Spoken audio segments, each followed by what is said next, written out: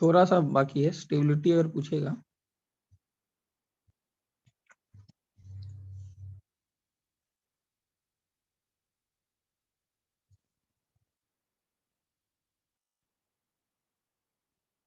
कि इन दोनों में ज्यादा स्टेबल कौन है, तो इरविंग विलियम्स सीरीज से क्या बोलता है ज्यादा स्टेबल?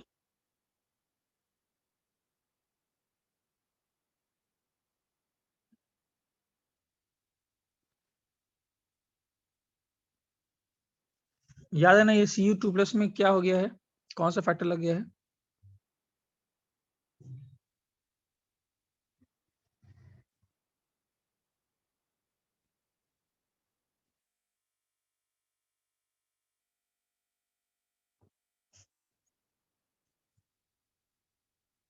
इसका रीजन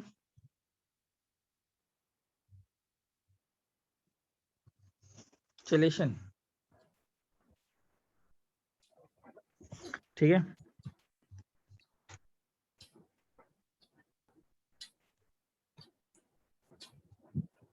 लेकिन ध्यान देना यहाँ पर थोड़ा लोड है,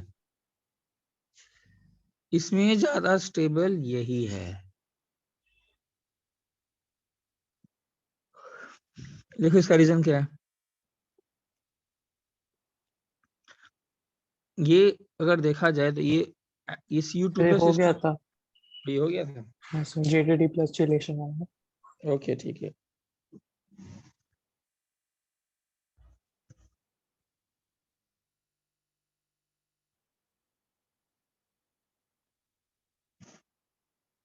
K3 Fe6 K4 Fe6 में ये हो गया था, यहाँ पर +3 स्टेट।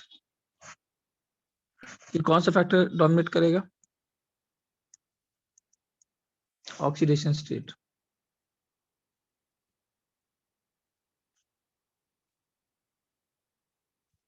अच्छा अभी देखो इधर,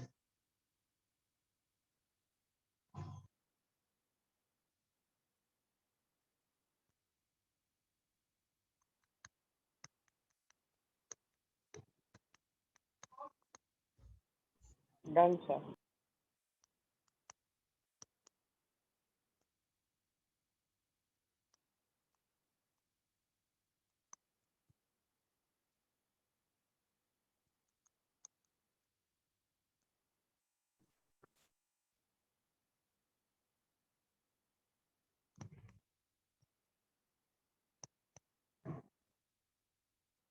अच्छा मुझे इसमें बताओ, यहाँ पर 1 2 3 4 5, अगर हम लोग चलेशन के हिसाब से देखें, ये हुआ था क्या? ये नहीं हुआ होगा ना? नहीं बस। हाँ, अगर चलेशन के हिसाब से देखें तो सबसे स्टेबल कौन होगा? क्यों यार, फिफ्थ वाले में सबसे ज्यादा चलेशन है ना, 5 रिंग बनेंगे यहाँ पर। EDTA जब बनाएगा तो 5 रिंग बनेंगे, यहाँ पर 3 चलेशन है। लेकिन अगर स्ट्रेंथ ऑफ लिगेंड की तरह से देखें तो क्या होगा? सबसे स्ट्रॉन्ग लिगेंड कौन होता है बताओ? स्ट्रेंथ ऑफ लिगेंड के हिसाब से देखें तो स्पेक्ट्रोकेमिकल सीरीज से हम लोग को मालूम है कि ये होता है ऑर्डर।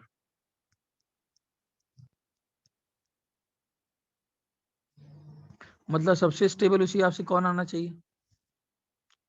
सबसे स्टेबल आना चाहिए 4 3 2 1 5।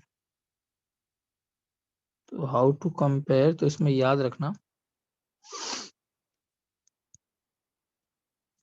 सबसे पहले कार्बन डोनर का फैक्टर देखोगे, फिर चलेशन का फैक्टर देखोगे, फिर स्ट्रेंथ ऑफ लिगेंड का फैक्टर देखोगे। समझा? अब इसमें से कोई कार्बन डोनर है क्या? इस पूरे एग्जाम्पल में जो हम लोग का क्वेश्चन है, कोई कार्बन डोनर है? कोई भी कार्बन डोनर है नहीं, तो किसको फैक्टर देखेंगे? कार्बन डोनर तो कोई है नहीं, तो फिर किसको देखेंगे प्रायोरिटी में? चलेशन। चलेशन मतलब सबसे ज्यादा चेलेशन कहाँ हुआ है? फिफ्थ वाले में, इसीलिए आंसर होगा 5 4 3 2 1। ये हम लोग का फाइनल आंसर। ये समझा? स्क्रीनशॉट लो, सर फिफ्थ वाले में 5 रिंग कैसे होंगे? करके देखो उसको, ईडीटीए बनाओ।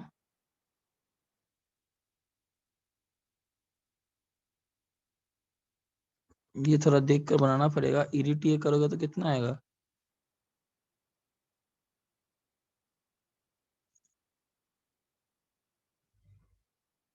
सी ओ ओ माइनस है ना?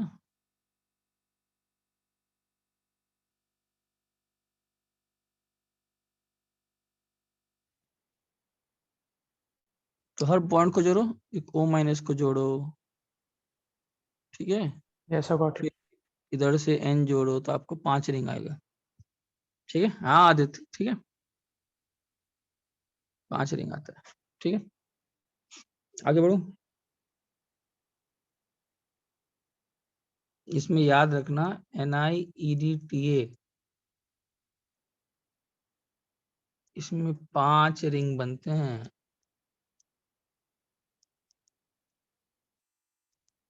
ठीक है? अच्छा,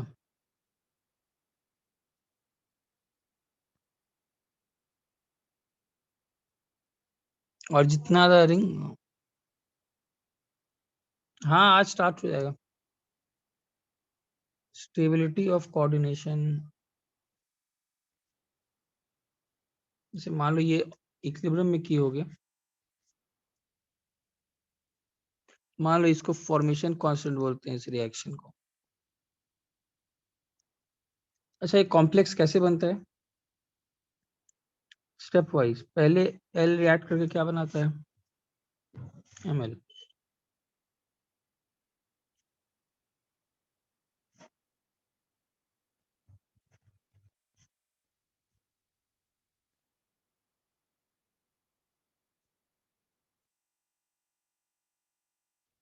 ओवरऑल कैसे लिख सकते हैं? ओवरऑल, अगर मान लो ओवरऑल मुझे बनाना हो कॉम्प्लेक्स, ये स्टेप वाइज बनता है, पहले एक लिगेंड जुड़ता है, फिर 2 लिगेंड जुड़ता है, ठीक है?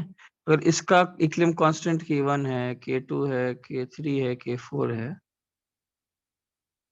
ये तो केमिकल इक्विलिब्रियम में की हो गई। ओवरऑल का कितना होगा? ये तो मालूम होगा, इसी को बोलते हैं KF, या फिर कभी कभी बीटा 4 देते हैं। व्हाट इज बीटा 4 और KF?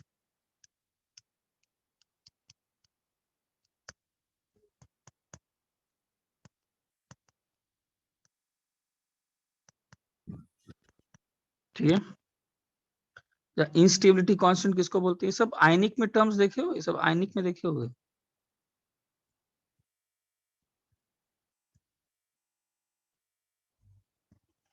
ठीक है, अच्छा अगर ये आया, calculate the instability constant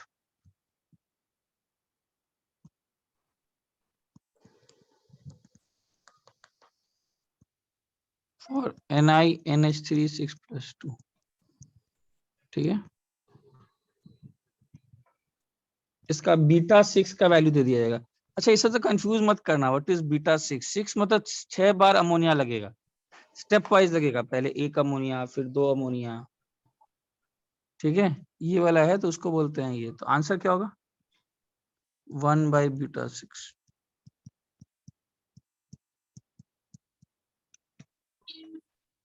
screenshot लो, ये समझा सोलह?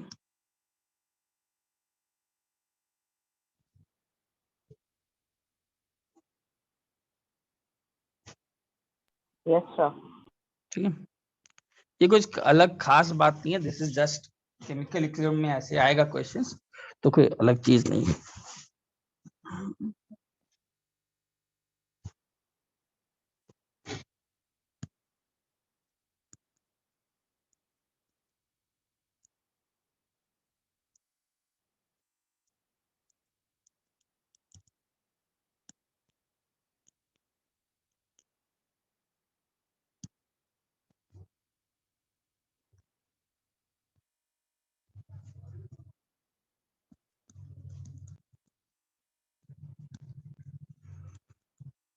आपसे पूछेगा फर्स्ट रिएक्शन,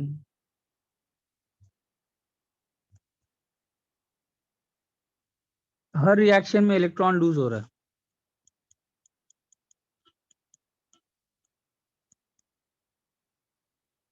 सेकेंड रिएक्शन,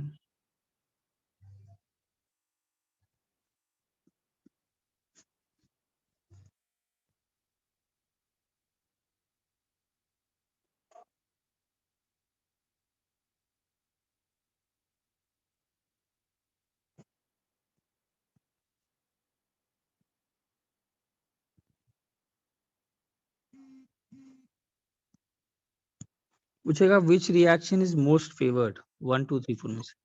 अच्छा ध्यान देना, ऑल इज आर CO+2 मतलब कौन सा सिस्टम। अब D7 सिस्टम कोऑर्डिनेशन नंबर 6 में कैसे बनाओगे। अगर SFL हुआ, ध्यान देना, SFL हुआ तो ऐसे ही बनाओगे 1 2 3 4 5 6 7, ठीक है।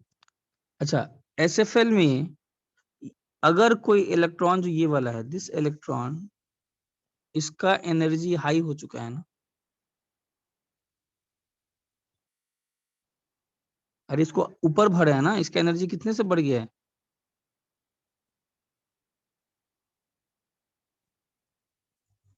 डेल्टा हो। सो जितना ज्यादा, याद रखना, जितना ज्यादा ग्रेटर द एनर्जी, जितना ज्यादा इलेक्ट्रॉन की एनर्जी होगी, उतना आसानी से वो क्या हो सकता है, उतना ज्यादा उस इलेक्ट्रॉन को रिमूव किया जा सकता है। अरे ज्यादा एनर्जी मतलब क्या, ज्यादा आउटर मोस्ट शेल पे, समझो कि अगर स्प्लिटिंग को ऐसे समझो, शेल अगर बन जाता तो ये सबसे आउटर मोस्ट शेल में है ये 7th वाला इलेक्ट्रॉन, तो इसको रिमूव करना सबसे आसान है। और इनमें सबसे स्ट्रॉन्ग कौन सा लिगेंड है,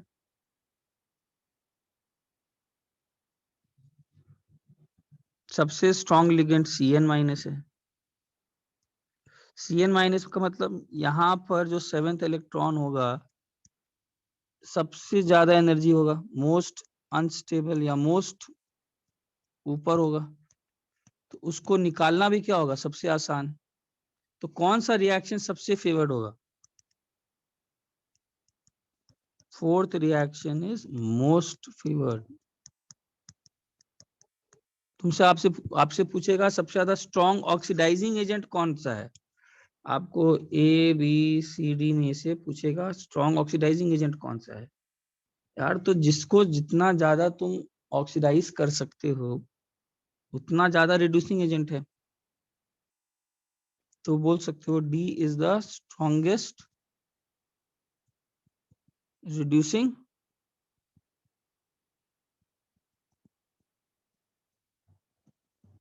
एजेंट। बोलो, क्लियर है।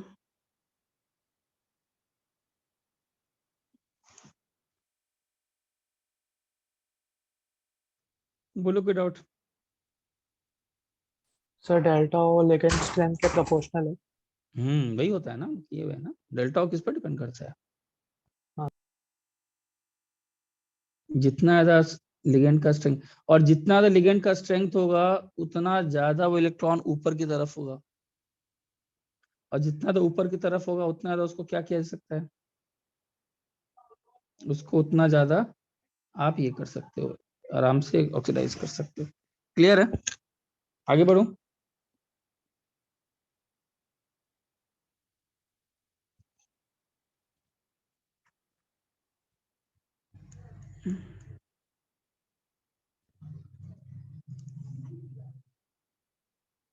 देखो एप्लीकेशन ऑफ कोऑर्डिनेशन कंपाउंड जो है, ये NCERT से पढ़ाई करना है, मैंने बाकी क्लासेस में लिखाया है, मैं आप लोग को सेंड कर दे रहा हूँ, मतलब इसको रटना है, ठीक है ना, या तुम लोग को इसको रटना है, तो मैं सेंड कर दे रहा हूँ, मतलब कोई समझाने वाला बात है ही नहीं, मैं फिर से वही काम करूँ लिखाऊंगा तो देखो मिला तुम लोगों को?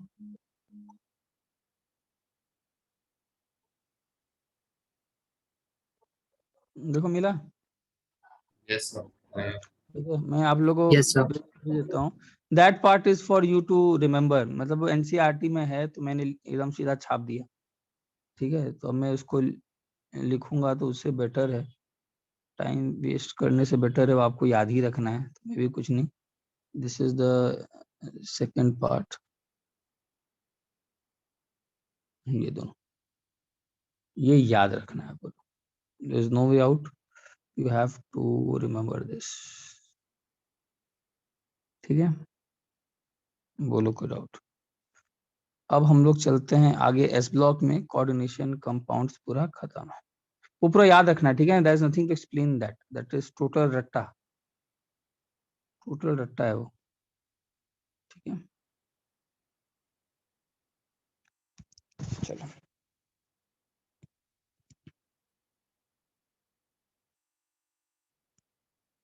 एस ब्लॉक में दो आते हैं, कौन कौन? ग्रुप वन में कौन कौन है?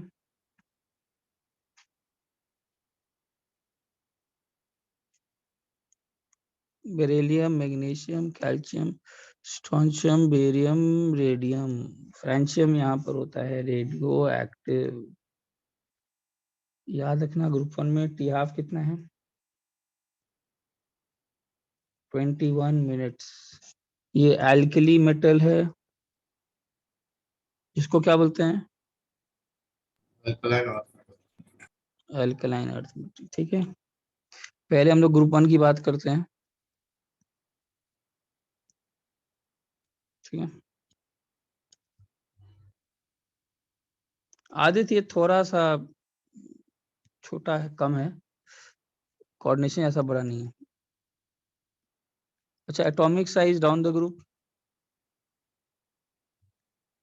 डाउन द ग्रुप क्या होगा? Atomic size increase, increase. Ionization energy down the group, decrease, यही कारण है फोटो इलेक्ट्रिक सेल में, फोटो इलेक्ट्रिक सेल में अगर आपको इलेक्ट्रॉन फेंकना है और लाइट फेंकना है, इलेक्ट्रॉन्स बाहर निकालने हैं, तो सबसे ज्यादा अच्छे से इलेक्ट्रॉन्स किसमें बाहर निकलते हैं? Caesium is best use. हाँ, सीजियम को सबसे ज्यादा यूज किया जाता है। Potassium is also used, but caesium जो है, बिकॉज सीजियम से इलेक्ट्रॉन निकालना सबसे आसान है। अच्छा, जनरली ये सॉफ्ट मेटल्स होते हैं।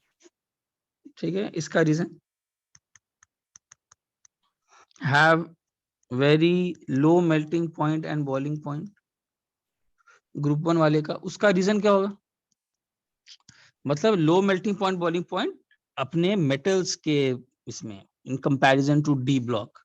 मेटल्स एंड नॉन मेटल्स के कंपैरिजन में नहीं, but in comparison to D block, iron का मेल्टिंग पॉइंट, उस सब का मेल्टिंग। रीजन लो क्यों है?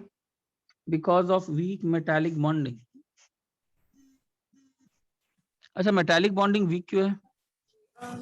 Why is metallic bonding week?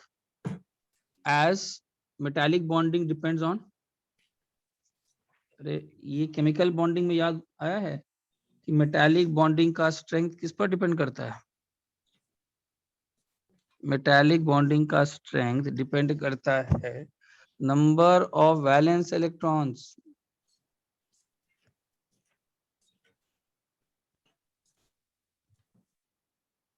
और ग्रुप वन में कितने वैलेंस इलेक्ट्रॉन्स है per metal atom? There is only one valence electron per metal atom, एक ही वैलेंस इलेक्ट्रॉन है ना। ये Na कितने इलेक्ट्रॉन देगा? Na एक ही इलेक्ट्रॉन देगा ना, तभी ना Na प्लस बनाएगा।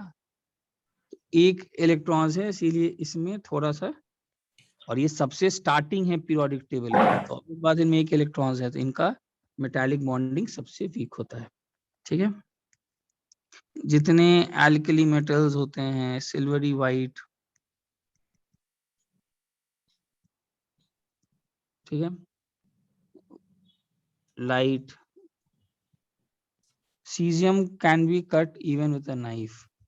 सीजियम क्या? Caesium, sodium, potassium can be cut with a knife. बहुत नाइफ में भी कट सकता है। स्क्रीनशॉट लो।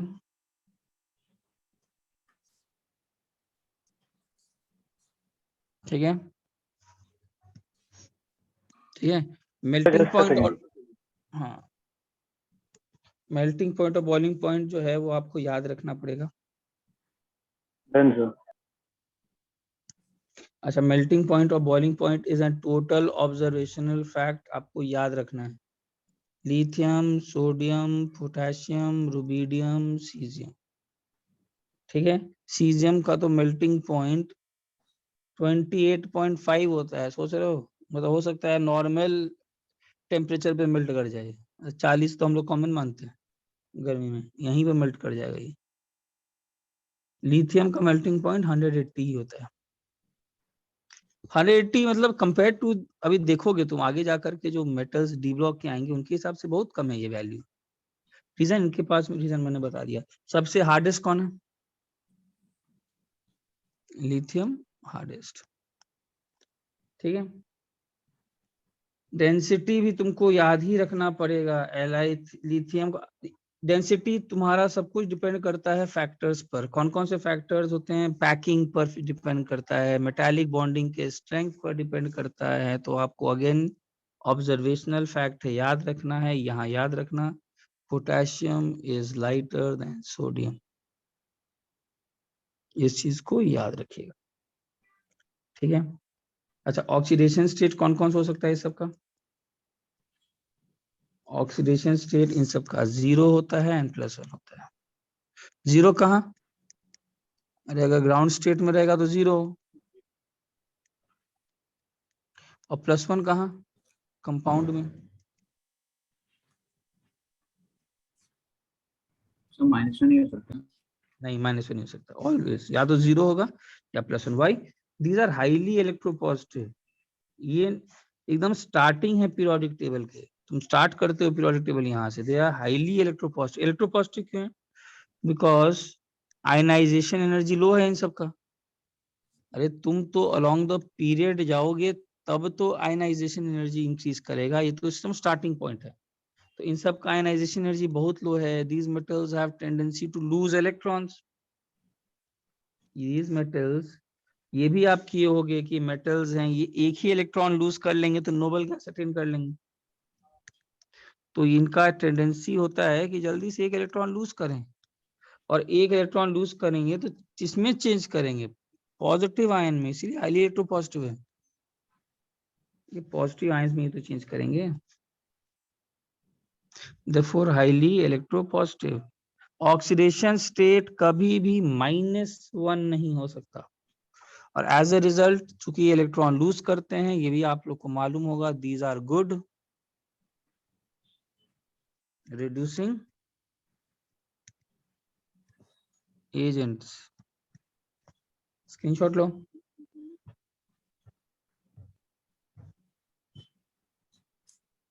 ठीक है,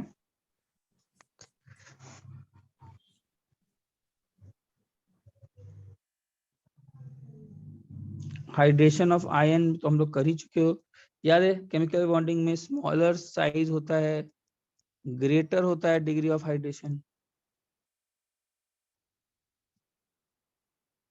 साइज जितना स्मॉल होता है उतना ज्यादा डिग्री ऑफ हाइड्रेशन होता है। अब Li+, Na+, K+, Rb+, Cs+, याद आ रहा है सबसे ज्यादा डिग्री ऑफ हाइड्रेशन किसका होगा? Li+ का रीजन, पानी इसको सबसे ज्यादा घेरेगा। ये सब याद आ रहा है, केमिकल बॉन्डिंग में किए होगे। और यहीं पर एक और क्वेश्चन आता है, एक्वस रेडियस पूछेगा तो भी आंसर किसका? एक्वस रेडियस पूछेगा तो भी आंसर किसका? इसी का। याद आ रहा है केमिकल बॉन्डिंग में? ठीक है, आयनिक मोबिलिटी पूछेगा तो? अच्छा, आयनिक मोबिलिटी का क्या मतलब? आयनिक मोबिलिटी का मतलब है एबिलिटी टू मूव। किसको सबसे ज्यादा सॉल्वेंट के मॉलिक्यूल्स एकदम सराउंड करके घेरे हुए हैं? Lithium. Li+ को। तो Li+ को मूव करने में सबसे ज्यादा दिक्कत आएगा। इसको सबसे ज्यादा दिक्कत आएगा। क्लियर है? अच्छा, फ्लेम टेस्ट सबका याद रखना है। सभी फ्लेम टेस्ट देते हैं, बताओ क्या क्या होता है। Lithium, sodium, potassium, rubidium, caesium, ये क्या देता है? क्रिम्सन रेड, ये golden yellow, lilac, violet, blue, Red. याद रखना है। ठीक है, ब्लू। ठीक है, फ्लेम टेस्ट। अच्छा, रिएक्टिविटी टुवर्ड्स ऑक्सीजन, ऑक्सीजन की तरफ अगर लिथियम देखा जाए तो ये Li2O मेजरली बनाता है, Li2O2 माइनर बनाता है।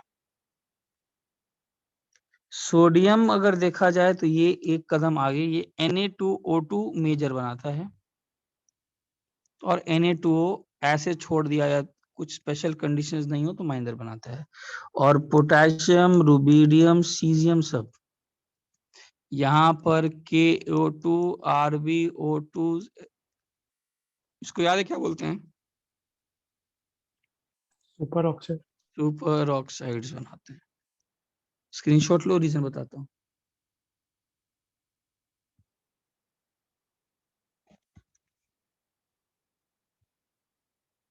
सर एक बार प्रीवियस पेज दिखा दो ना।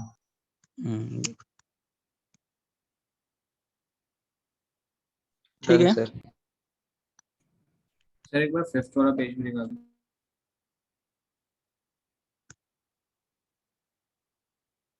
ठीक है।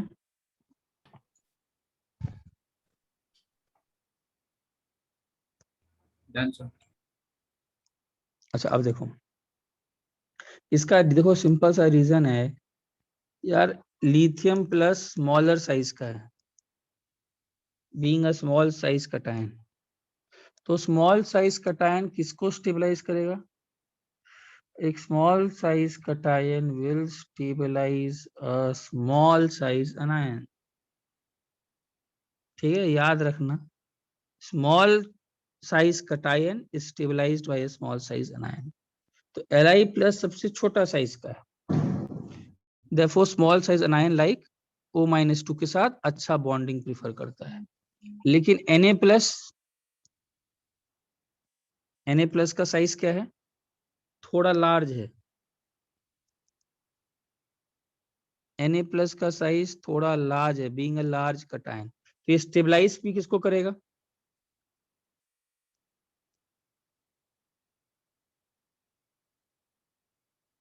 लार्ज अनायन को, जैसे कि O-2 को।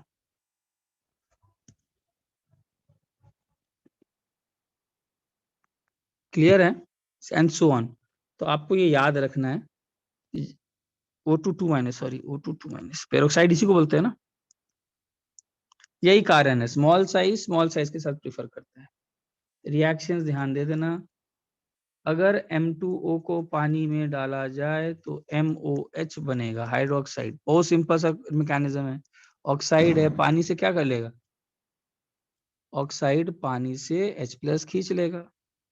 और यहीं पर अगर पेरोक्साइड को पानी में डाल दिया जाए और पानी ठंडा हो तो H2O2 बनाएगा, सिंपल सा मैकेनिज्म। पेरोक्साइड क्या होता है? तो पानी से दो H खींच लेगा, एक इस H खींचेगा और एक दूसरे पानी से खींचेगा। ठीक है, तो H2O2 बन जाएगा, सिंपल सा मैकेनिज्म। हाँ, लेकिन अगर आपने थोड़ा सा पानी वार्म कर दिया या हीट कर दिया तो फिर MOH तो बनेगा, साथ ही साथ H2O प्लस O2 भी बन जाएगा। मतलब इस केस में H2O2 डिकम्पोज कर जाता है ऑन हीटिंग। हाइड्रोजन पेरोक्साइड का जो बॉन्ड है ना, जैसे ये वाला, ये थोड़ा सा वीक बॉन्ड होता है, therefore easily breaks। बहुत जल्दी टूट जाता है। और ये वीक बॉन्ड क्यों होता है याद है? अरे बहुत पास आ गए हैं तो लोन पे रिपल्शन, लोन पे रिपल्शन के कारण बॉन्ड थोड़ा वीक है, और वीक होने से क्या होता है? आसानी से टूट जाता है, ब्रेक करना आसान है। क्लियर है? स्क्रीनशॉट लो।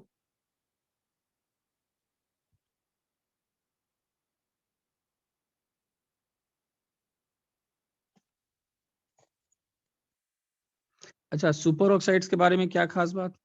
एक बार लास्ट में पेज दिखा।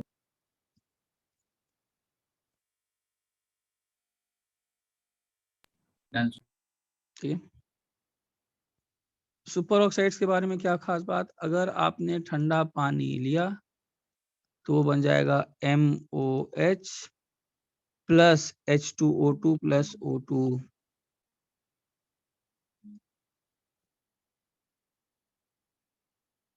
ठीक है, याद रखने वाला पार्ट। लेकिन अगर तुमने H2O हॉट लिया तो फिर से क्या हो जाएगा?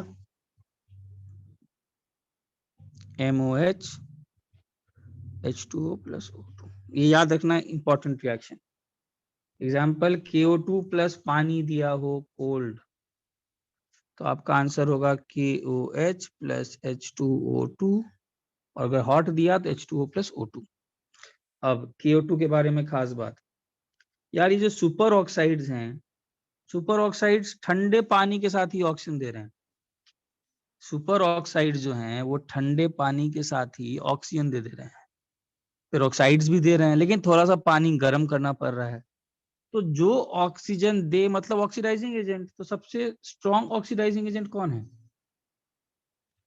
पेरोक्साइड्स में, सुपर ऑक्साइड्स में और इसमें सबसे strong oxidising agent super oxides,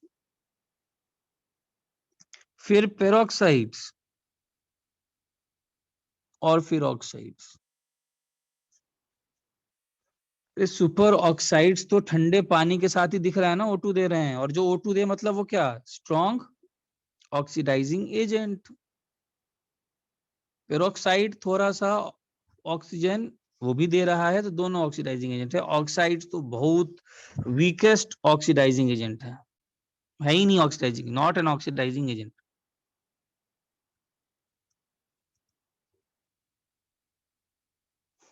और इसे भी याद रखना, KO2 जो है ऑक्सीडाइजिंग एजेंट है, तो कार्बन को +4 से, ठीक है,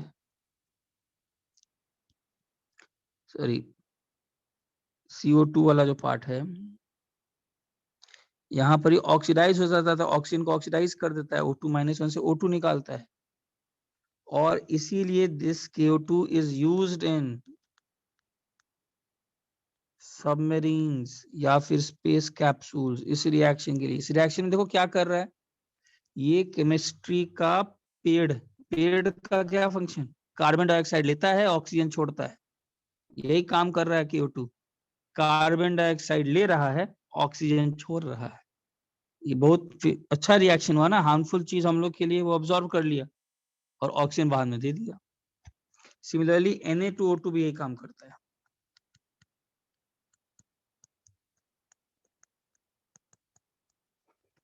this is also use in space. पूछता है which is used, why is KO2 used in submarines, why it is used in space capsules, पूछता है सब कि ऐसा क्यों किया जाता है। रीजन ये, स्क्रीनशॉट लो।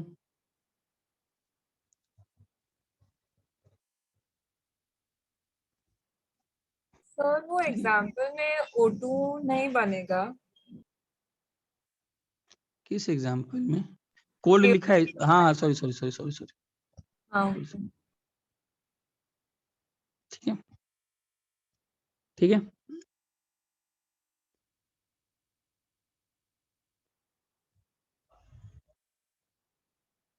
अच्छा, KO2 के बारे में खास बात अगर मालूम हो तो डायमैग्नेटिक होता है। ये कैसे पता लगेगा?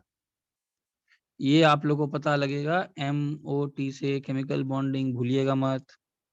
दूसरा ऑरेंज या ब्राइट येलो कलर्स, और बहुत किताब ऑरेंज बोलता है, बहुत ब्राइट येलो बोलता है, पता नहीं क्या कलर है।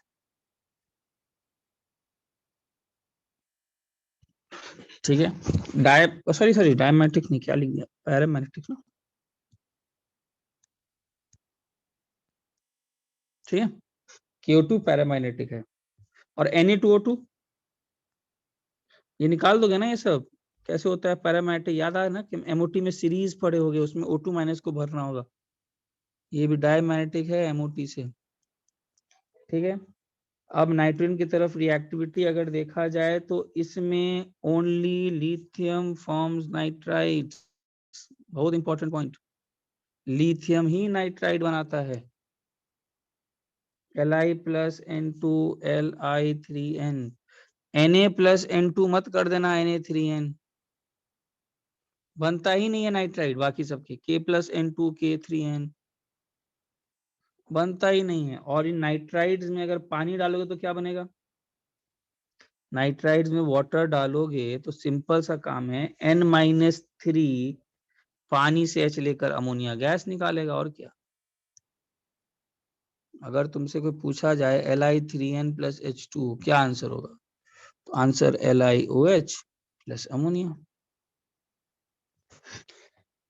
अब ध्यान देना, why only lithium forms nitride, ये भी एक बहुत बड़ा सवाल है कि इस पूरे में लिथियम ही अकेला नाइट्राइड क्यों बनाता है।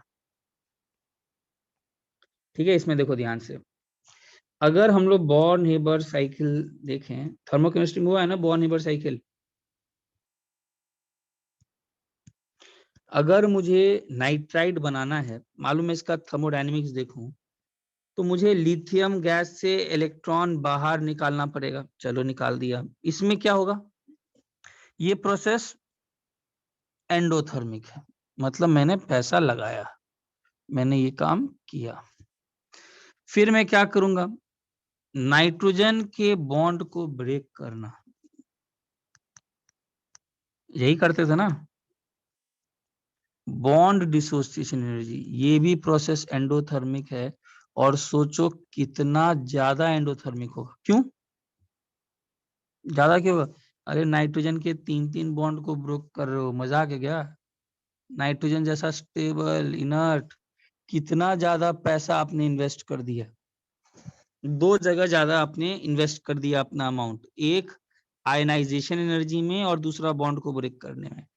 अब ये जो इलेक्ट्रॉन बाहर निकला, इसको N के अंदर डालेंगे। थोड़ा सा 11 स्टैंडर्ड के पीरियोडिक प्रॉपर्टीज में जाओ, नाइट्रोजन में इलेक्ट्रॉन डालना भी कौन सा प्रोसेस, एंडोथर्मिक या एक्सोथर्मिक, याद आ रहा है, delta HEGE electron gain enthalpy, ये भी एंडोथर्मिक। कुछ याद है कि नहीं इसका रीजन, नाइट्रोजन का कौन सा स्टेबिलिटी है, हाफ फील्ड स्टेबिलिटी, नाइट्रोजन का 0 है ना। एंडोथर्मिक होता है, हाँ मतलब इलेक्ट्रॉन लेता नहीं है। 0 तो एक रेफरेंस वैल्यू हो गया ना, 0 वैसे नहीं है, यस। रेफरेंस वैल्यू ले लो, या फिर एंडोथर्मिक प्रोसेस, मतलब एनर्जी रिलीज नहीं करता है, ये समझना है। मुझे पैसा इन्वेस्ट करने से इसने भी हेल्प नहीं किया।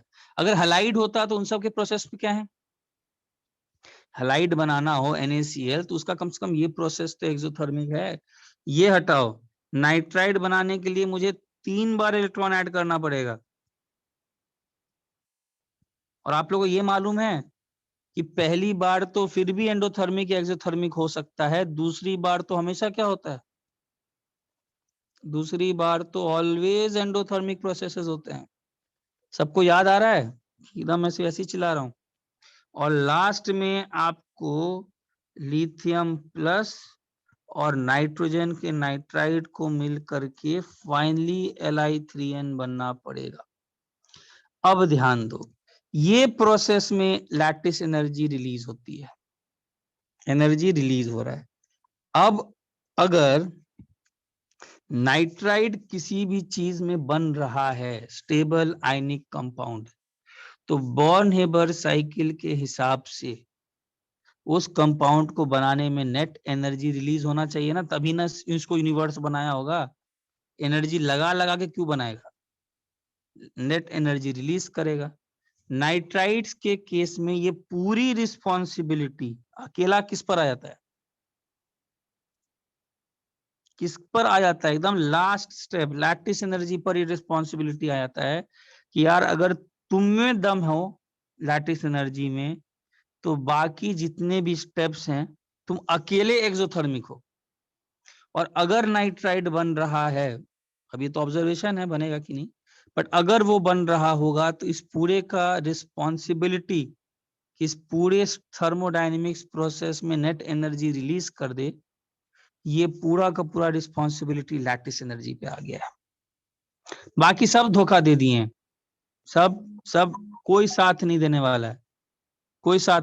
इनफैक्ट हैलोजन में तो कम से कम इलेक्ट्रॉन का एडिशन एक बार ही करना था ना, और वो भी एक्सोथर्मिक होता था, तो कम से कम वो तो थोड़ा साथ देता था। यहाँ तो वो भी नहीं है, वो भी प्रोसेस एंडोथर्मिक है। 3 बार इलेक्ट्रॉन ऐड करना वो भी एंडोथर्मिक है। स्क्रीनशॉट लो।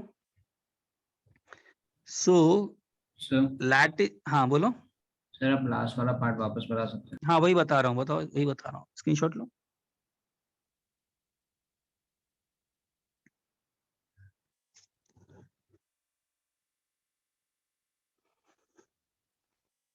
अगर कोई स्टेबल आयनिक कंपाउंड बन रहा है, अगर कोई यूनिवर्स किसी आयनिक कंपाउंड को बनाने का या एग्जिस्ट कर रहा है, वो बन रहा है, तो इसका क्या मतलब है यार? इसका तो एक ही मतलब है ना कि नेट एनर्जी पूरे बोर्न हेबर साइकिल में एनर्जी रिलीज हुआ होगा।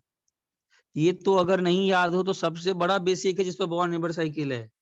बोर्न हेबर साइकिल का मेन रोल यही तो है। अगर एनर्जी रिलीज क्यों हुआ होगा? बिकॉज सिस्टम से जितना एनर्जी रिलीज करोगे उतना ज्यादा वो क्या होगा? स्टेबल।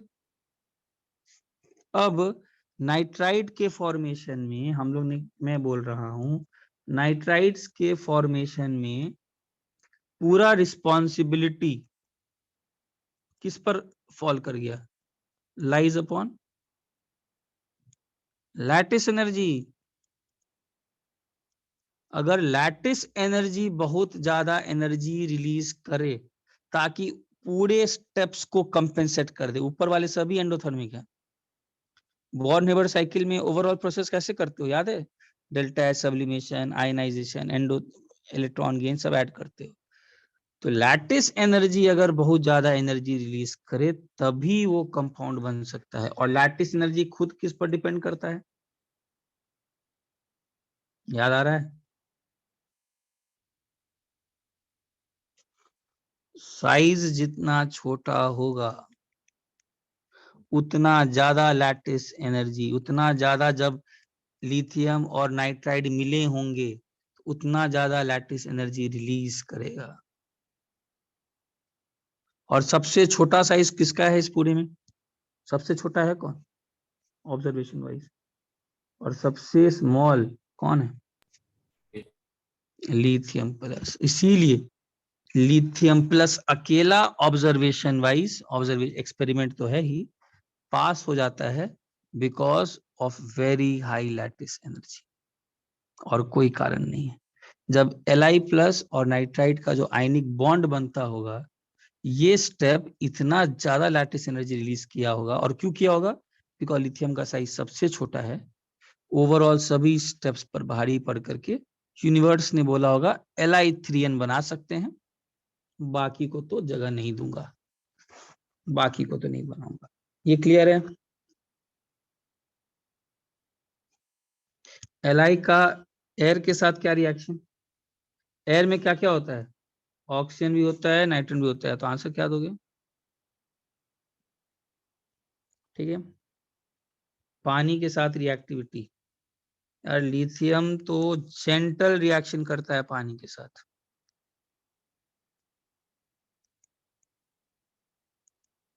और एनर्जी भी रिलीज मैक्सिमम करता है।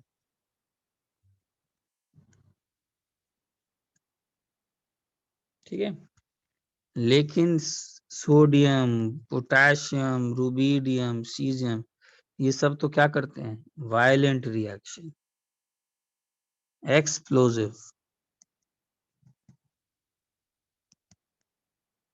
ठीक है, और रिएक्शन आप लोग को मालूम ही होगा, Na+H2 डालते हैं तो क्या बनता है, NaOH+H2। इनफैक्ट Na को अगर अल्कोहल में भी डालोगे तो क्या बनेगा, +H2। अगर मैं Na को डालूंगा इसमें तो भी क्या बनेगा, याद आ रहा है, ये सब ऑर्गेनिक में याद आ रहा है, H2 गैस रिलीज होगा। स्क्रीनशॉट लो। तो लिथियम जब एयर के साथ रिएक्ट करेगा तो मेजर क्या बनेगा?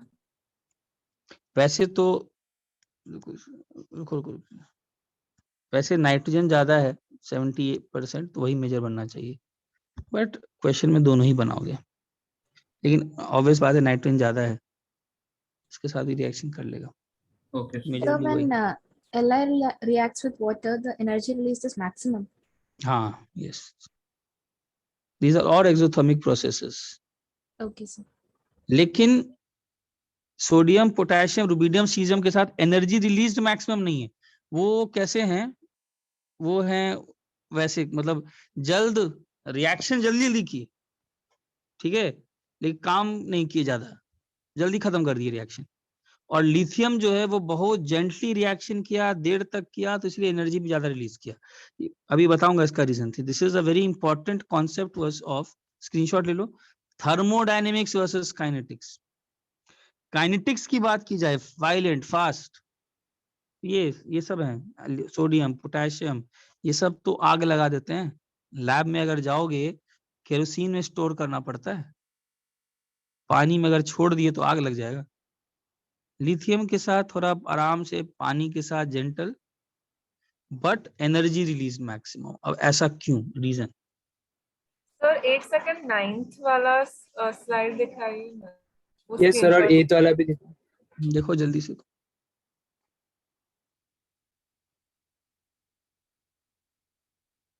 यस हो गया।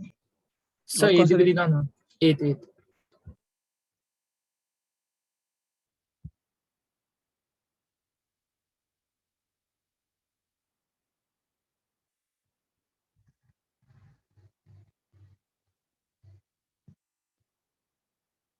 ठीक हो गया। Yes sir. देखो अब ध्यान से, इसमें है क्या, लिथियम देर तक किया लेकिन ज्यादा एनर्जी रिलीज किया, और ये सब क्या किया, ये सब तुरंत जल्दी जल्दी कर दी। लिथियम देर तक किया, ज्यादा एनर्जी रिलीज किया, और ये सब आए तुरंत, काम खत्म। मतलब समझो कि इसको बोलते हैं काइनेटिक फैक्टर। रीजन क्या है, देखो ये जितने भी रिएक्शंस है ना, पानी के साथ रिएक्शंस, ये होता है एक्सोथर्मिक।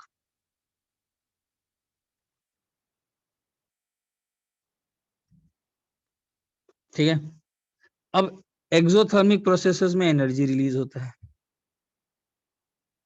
ये एनर्जी जो रिलीज होता है, ये causes melting point, sorry, causes metals like caesium, potassium to melt. क्यों? अरे सीजियम का तो मेल्टिंग पॉइंट 28.5 था यार, है ना, मतलब इनका मेल्टिंग पॉइंट से बहुत ज्यादा है नहीं। लिथियम याद है अपने ग्रुप में सबसे ऊपर था। तो ये जैसे ही पानी में सबको डालोगे तो एनर्जी रिलीज करेगा, एनर्जी रिलीज करेगा, तो ये सीजियम, पोटेशियम है, जो भी रुबिडियम, इन सब का मेल्टिंग पॉइंट तो है, इनको तो देख लेगा, इनको तो मेल्ट कर देगा। मेल्ट करने से क्या होता है, जैसे जैसे मेल्ट होता है, समझो वो सॉलिड स्टेट पिघल रहा है, क्रिस्टल लैटिस, और मेल्ट हो रहा है, तो एक larger surface area is being exposed, a larger surface area is exposed to water। और जितना ज्यादा सरफेस एरिया एक्सपोज होता है, रिएक्शन और वायलेंट होना स्टार्ट हो जाता है, और मेल्टिंग होता है। और मेल्टिंग मतलब और ज्यादा, क्या बोलते हो, और मेल्टिंग का मतलब है तुमने और ज्यादा उसको एक्सोथर्मिक रिएक्शन किया, फिर से और एनर्जी रिलीज हुआ, तो as a result faster reaction होता है। This is kinetics. faster reaction takes place.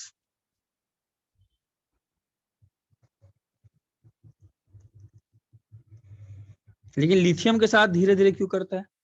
Because lithium का मेल्टिंग पॉइंट थोड़ा हाई है, उसको उतना जल्दी मेल्ट नहीं कर सकता है। सॉलिड स्टेट के जो रिएक्शंस होते हैं ना, तुम अगर देखोगे बहुत स्लो होते हैं, बिकॉज उनके लिए सरफेस। सॉलिड स्टेट कैसा है? सॉलिड स्टेट है, अंदर के मॉलिक्यूल्स रिएक्शन करेंगे क्या? सिर्फ सरफेस पे करेंगे, सरफेस एरिया कम एक्सपोज्ड है ना।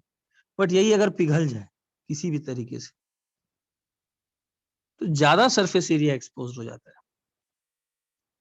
ठीक है ना। तो सॉलिड वाले रिएक्शंस तो कम करते हैं, तो पिघलने वाला काम कौन करता है? इसीलिए energy released lithium, but the fastest reaction with these sodium, potassium and all that. Clear है? हाइड्रोजन के साथ रिएक्टिविटी M+H2MH बनाएगा, आयनिक हाइड्राइड है ये, इसमें तो कुछ खास बात है ही नहीं, ठीक है। Na+H2 क्या बनेगा? NaH। थर्मल स्टेबिलिटी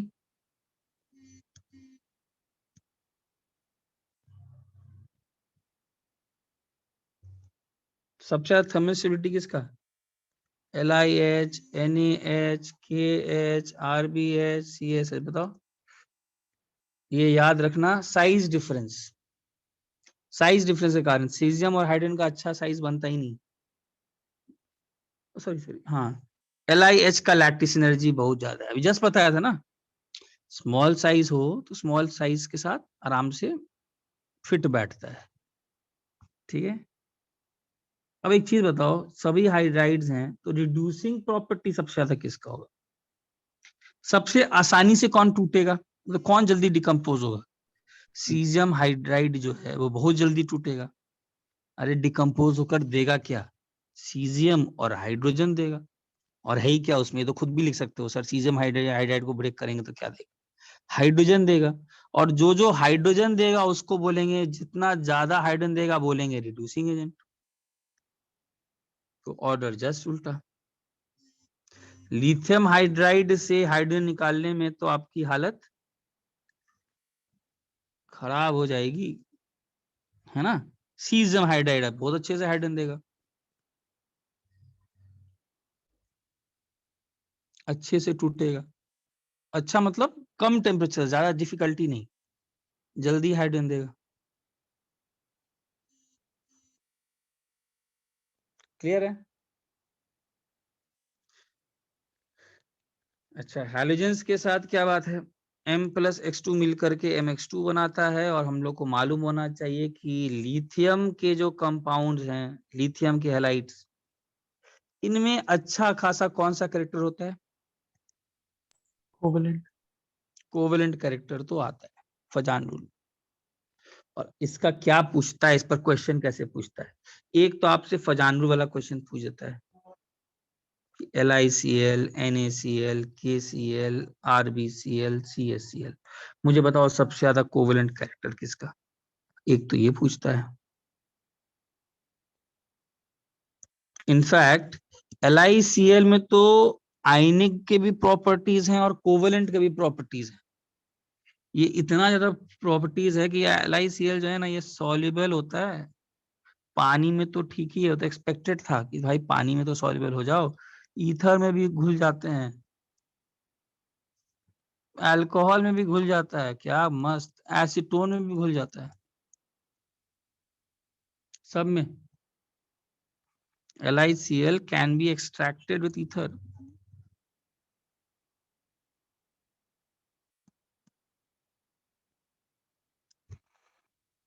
ये क्वेश्चन आता है, एक्सट्रैक्टेड ईथर मतलब ईथर डाल दो LiCl उसमें, आराम से सॉल्युबल हो जाएगा। इसका रीजन अभी जस्ट बताया, LiCl में प्रिडोमिनेंट कोवेलेंट कैरेक्टर भी थोड़ा बहुत है। तो पानी के प्रॉपर्टीज, पानी में कौन घुलेगा? आयनिक वाले। LiCl थोड़ा दोनों के प्रॉपर्टी शो कर देता है। NaCl नहीं घुलता है, NaCl will not dissolve in ether और अल्कोहल और acetone, it is highly ionic. LiCl dissolve करता है। स्क्रीनशॉट लो।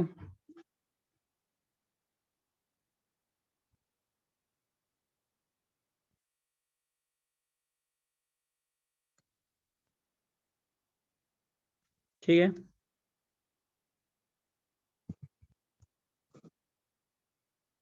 अच्छा ये भी पूछता है LiF, LiCl, LiBr, LiI सबसे ज्यादा covalent character. Answer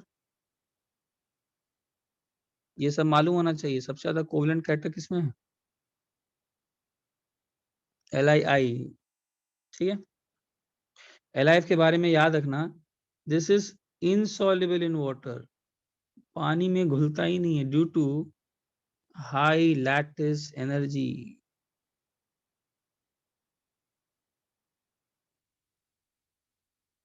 lattice energy बहुत हाई है इसका LiF का। देख रहे हो सबसे छोटा कटायन बहुत छोटा आनायन, तो लैटिस एनर्जी को ब्रेक ही नहीं कर पाता है पानी, इसीलिए बहुत ज्यादा इनसॉल्युबल है वाटर में। ठीक है,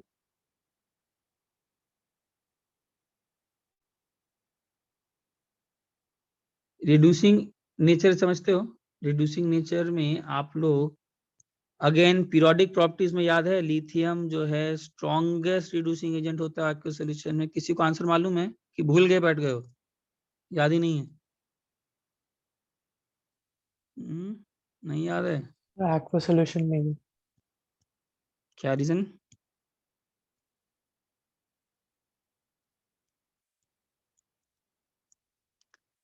यार लिथियम से रिड्यूसिंग एजेंट कौन होगा? जो इलेक्ट्रॉन जो दूसरे को अच्छे से देगा। अब इलेक्ट्रॉन निकालना तो सबसे आसान किससे है बताओ तो? लिथियम से कि सीजियम से? सीजियम से ना। तो इसका मतलब सबसे ज्यादा स्ट्रॉन्ग रिड्यूसिंग एजेंट तो सीजियम होना चाहिए, लेकिन ऐसा नहीं है। लिथियम स्ट्रॉन्गेस्ट होता है। इसका रीजन हम लोग ने दूसरा फैक्टर कंसिडर नहीं किया। हम लोग को फिर से एक थर्मोडायनेमिक्स के हिसाब से साइकिल देखना पड़ेगा। लिथियम से पहला स्टेप में तो बाजी मार लिया सीजियम। सीजियम से इलेक्ट्रॉन निकालना नो डाउट बहुत जल्दी निकलेगा। मान लो इसमें आपको पैसा खर्च करना पड़ा, मान लो 1000 जूल एनर्जी देना पड़ा, इसमें मान लो 300 जूल देना पड़ा, चलो मान लिया। लेकिन अगर मैं एक्वस सॉल्यूशन में बात करूं तो उसके बाद जो ये लिथियम प्लस बना है, पानी इसको सॉल्वेट करेगा, सीजियम को भी करेगा। इस स्टेप में जब ये सॉल्वेशन होगा, दोनों ही एक्सोथर्मिक है, हो सकता है इस स्टेप में Li प्लस का सॉल्वेशन सबसे ज्यादा हो सकता है 2000 जूल एनर्जी रिलीज कर दिया। मैं अपने से डेटा बना रहा हूं, मुझे डेटा मालूम नहीं है। मान लो 2000 जूल एनर्जी बाहर निकाल दिया, और सीजियम प्लस ने सिर्फ निकाला -1000 एनर्जी।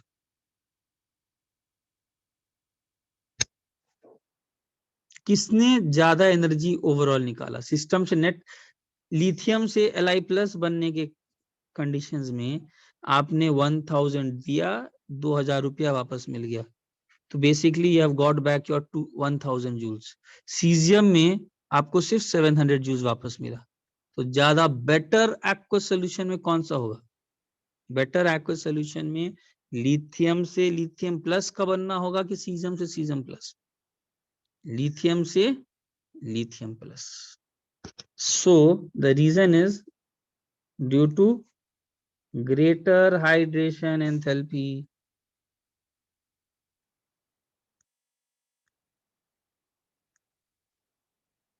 of Li plus। ये समझा? Energy release maximum. हाँ, अगर सॉलिड स्टेट में बात किया जाए तो क्या होगा? सॉलिड स्टेट में बात किया जाता, एक्वस सॉल्यूशन नहीं होता, तब कोई लोड वाली बात नहीं है, तब सीजियम ही जीतता। लेकिन एक्वस सॉल्यूशन में तो लिथियम। और आप लोग को इलेक्ट्रोकेमिस्ट्री का डेटा याद हो, कभी आप लोग इलेक्ट्रोकेमिस्ट्री देखोगे तो वहां पर एक स्टैंडर्ड रिडक्शन पोटेंशियल दिया हुआ है, स्टार्टिंग यहीं से स्टार्ट होता है लिथियम से। ठीक है ना? मतलब इसका सोचो, आधे से ज्यादा क्यों एनर्जी रिलीज करेगा? बिकॉज सॉल्वेशन ज्यादा होगा ना। अभी जस्ट हमने देखा डेल्टा एच किसका ज्यादा? डेल्टा एच Li प्लस का मैक्सिमम होता है ना hydration enthalpy. Hydration small size है ना लिथियम प्लस का, सबसे ज्यादा एनर्जी रिलीज करेगा। ऐसे समझो पानी में Li प्लस बनना ज्यादा फेवरेबल है, पानी में Li प्लस का बनना ज्यादा फेवरेबल है। कार्बोनेट्स, कार्बोनेट्स में लिथियम कार्बोनेट को गर्म करने पर टूटता है ये, बाकी सब डिकम्पोज नहीं करते हैं। Na2CO3 को गर्म कर दो, K2Cr3 को गर्म कर दो, कोई रिएक्शन मत करना, डू नॉट डिकम्पोज। सिर्फ कौन डिकम्पोज करता है? Again size factor reason. अच्छा मुझे एक चीज बताओ, लिथियम कार्बोनेट पर थोड़ा सा नजर डालिए, कहाँ ये कार्बोनेट आनायन साइज में बड़ा, 4 एटम्स हैं यार, लिथियम प्लस पिद्दीसा, क्या अच्छा बॉन्ड होगा? लिथियम कार्बोनेट का क्या कोई बॉन्ड अच्छा होगा क्या? ना, लिथियम कार्बोनेट ने वही काम किया जो करते आ रहा है। वो किसके साथ अच्छा स्टेबिलिटी महसूस करता है? ऑक्साइड आयन के साथ। तो आराम से लिथियम कार्बोनेट जल्दी टूट जाता है और लिथियम ऑक्साइड और CO2 दे देता है। सोडियम कार्बोनेट और पोटेशियम कार्बोनेट्स ये सब थोड़े से साइज में बड़े हैं, तो इनको ब्रेक करना थोड़ा मुश्किल है, ये नहीं ब्रेक होते हैं, डिकम्पोज नहीं करते हैं। क्लियर है? स्क्रीनशॉट लो।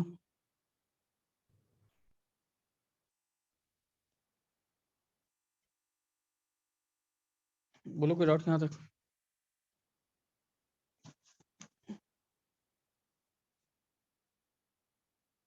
सर ये साइज वाला फैक्टर एक बार वापस समझा सकते हो?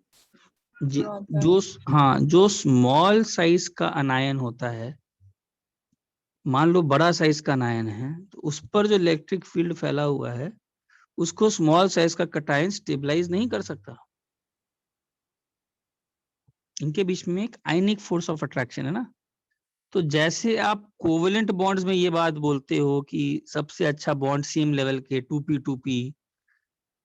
2p सेम लेवल के ज्यादा अच्छा, 2p 5p का बॉन्ड बहुत गड़बड़, सेम काम आप आयनिक बॉन्डिंग में भी बोलो कि जितना ज्यादा स्मॉल साइज का कटायन है वो उतना ज्यादा स्मॉल साइज के अनायन के साथ प्रिफर करेगा।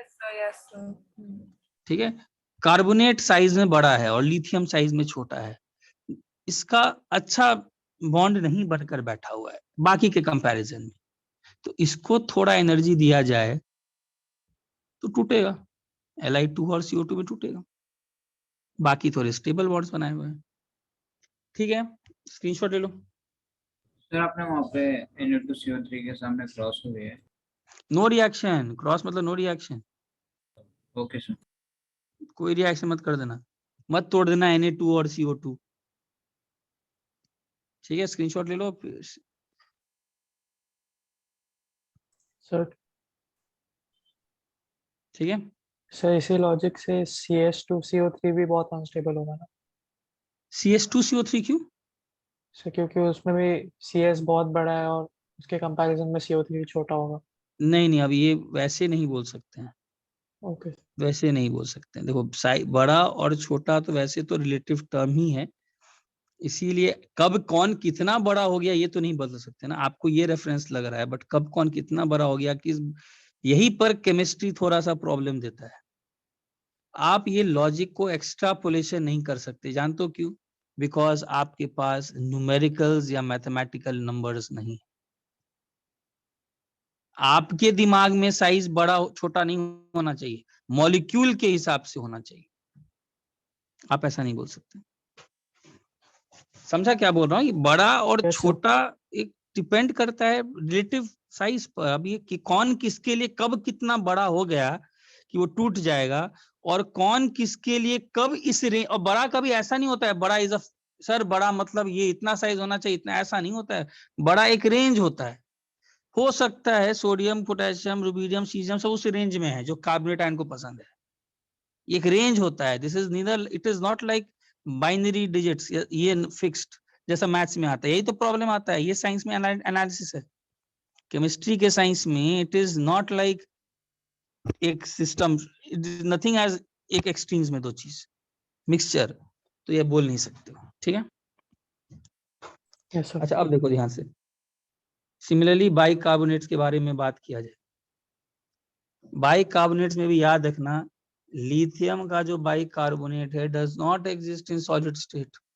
फिर से सेम कारण, तुम देखो इनके बीच में कोई सॉलिड स्टेट में कोई पैकिंग अच्छा होगा क्या? कहाँ Li+, कहाँ HCO3-, मतलब पैकिंग अच्छा होगा ही नहीं, एक अच्छा लैटिस बनेगा ही नहीं। जब अच्छा लैटिस, अच्छी दोस्ती नहीं है तो दोस्ती लोग बनाए नहीं, कभी ये लोग कभी सामने आए नहीं, एग्जिस्ट ही नहीं करते हैं अगेन साइज।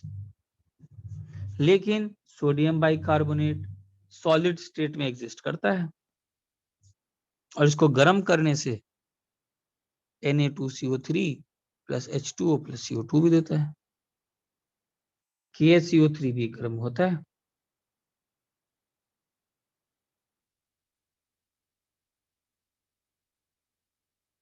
ठीक है, होता है। अच्छा एक और चीज याद रखना यहाँ पर, कुछ इंपॉर्टेंट पॉइंट्स। NaHCO3 और KHCO3 के बारे में याद रखना, ज्यादा सॉल्युबल ये है KHCO3। ये सब देखो इंपॉर्टेंट पॉइंट्स आपको याद रखने हैं। मैं जब इनऑर्गेनिक बोल रहा हूं ना, तो आप बोलोगे सर लॉजिक सबका है, बट देखा लॉजिक एक्स्ट्रापोलेशन नहीं है। आपको हर का लॉजिक बताया जा सकता है, बट आप लॉजिक को एक्स्ट्रापोलेट नहीं कर सकते।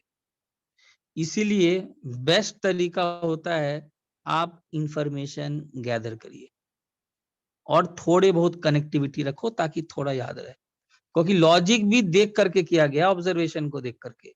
यहाँ पर ये ऑब्जर्वेशन आया तो ये चिपका दिए, यहाँ वो ऑब्जर्वेशन आया तो ये बोल दिए कि हो जाएगा, यही है। ठीक है, ये याद रखना, पानी में सब ये सॉल्युबल होता है। NaCO3 अनसॉल्युबल। दूसरा एक इंपॉर्टेंट पॉइंट पूछता है, in KHCO3 there is dimeric hydrogen bonding. Dimeric hydrogen bonding होता है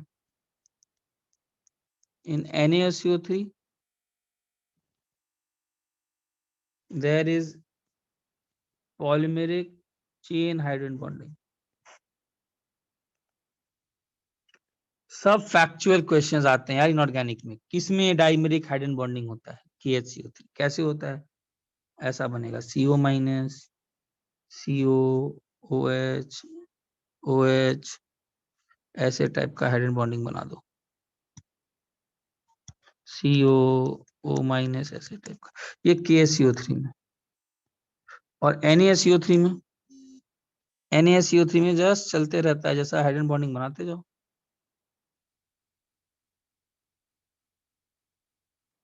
बनाते जाओ।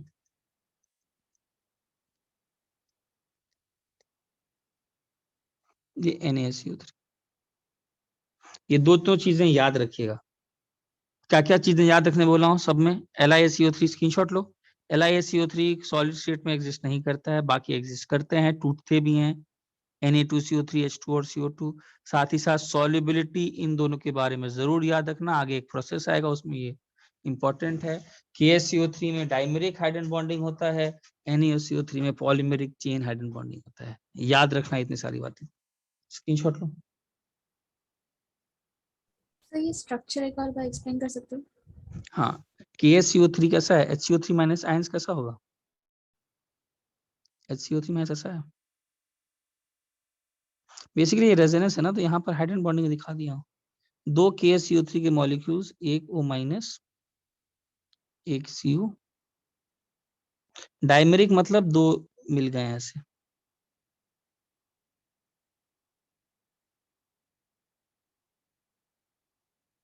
डाइमेरिक मतलब दो लोग मिलाकर हाइड्रोजन बॉन्डिंग बना रहे हैं ऐसे। तो इसमें समझा? कैटायंस किधर? वॉइड्स के अंदर लैटिस, लैटिस बना के ओके बैठा सर। हुआ है। ठीक है, तो स्क्रीनशॉट लो। और उसमें क्या है? उसमें पॉलीमेरिक मतलब एक का NaCO3 में एक का O-, दूसरे का H, एक का O-, दूसरे का H, चलते जा रहा है। ठीक है,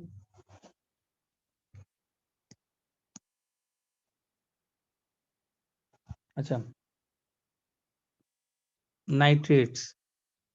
नाइट्रेट्स में लिथियम नाइट्रेट अकेला है जो Li2O, NO2 और O2 तक देता है। बाकी जितने नाइट्रेट्स हैं, जैसे सोडियम नाइट्रेट को अगर 500 डिग्री सेंटीग्रेड पर गर्म किए तो ये NaNO2 और O2 तक टूटेगा।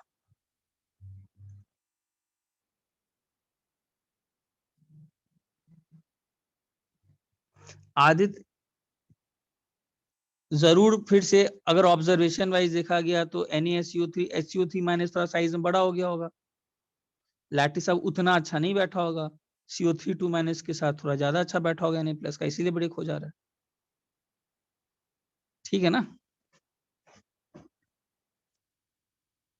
NaNO2 प्लस O2 बनता है, और अगर 800 डिग्री से ज्यादा करेंगे तो ये Na2O भी टूट जाता है, याद रखना ये बात। Same with potassium nitrate. लेकिन खास बात क्या है कि लिथियम नाइट्रेट कहां तक टूटता है? ऑक्साइड तक, और 500 डिग्री सेंटीग्रेड से बहुत पहले ही टूट जाता है। फिर से कैसे एक्सप्लेन करोगे? फिर से बोलोगे सर वही सेम बात, साइज। NO3 माइनस के साथ अच्छा कॉम्पैटिबिलिटी नहीं होगा, NO3 माइनस के साथ सोडियम का भी नहीं है, इसीलिए टूट रहा होगा 500 पे, बट उतना वो प्रॉब्लम नहीं क्रिएट कर रहा है जितना कि लिथियम नाइट्रेट कर रहा है।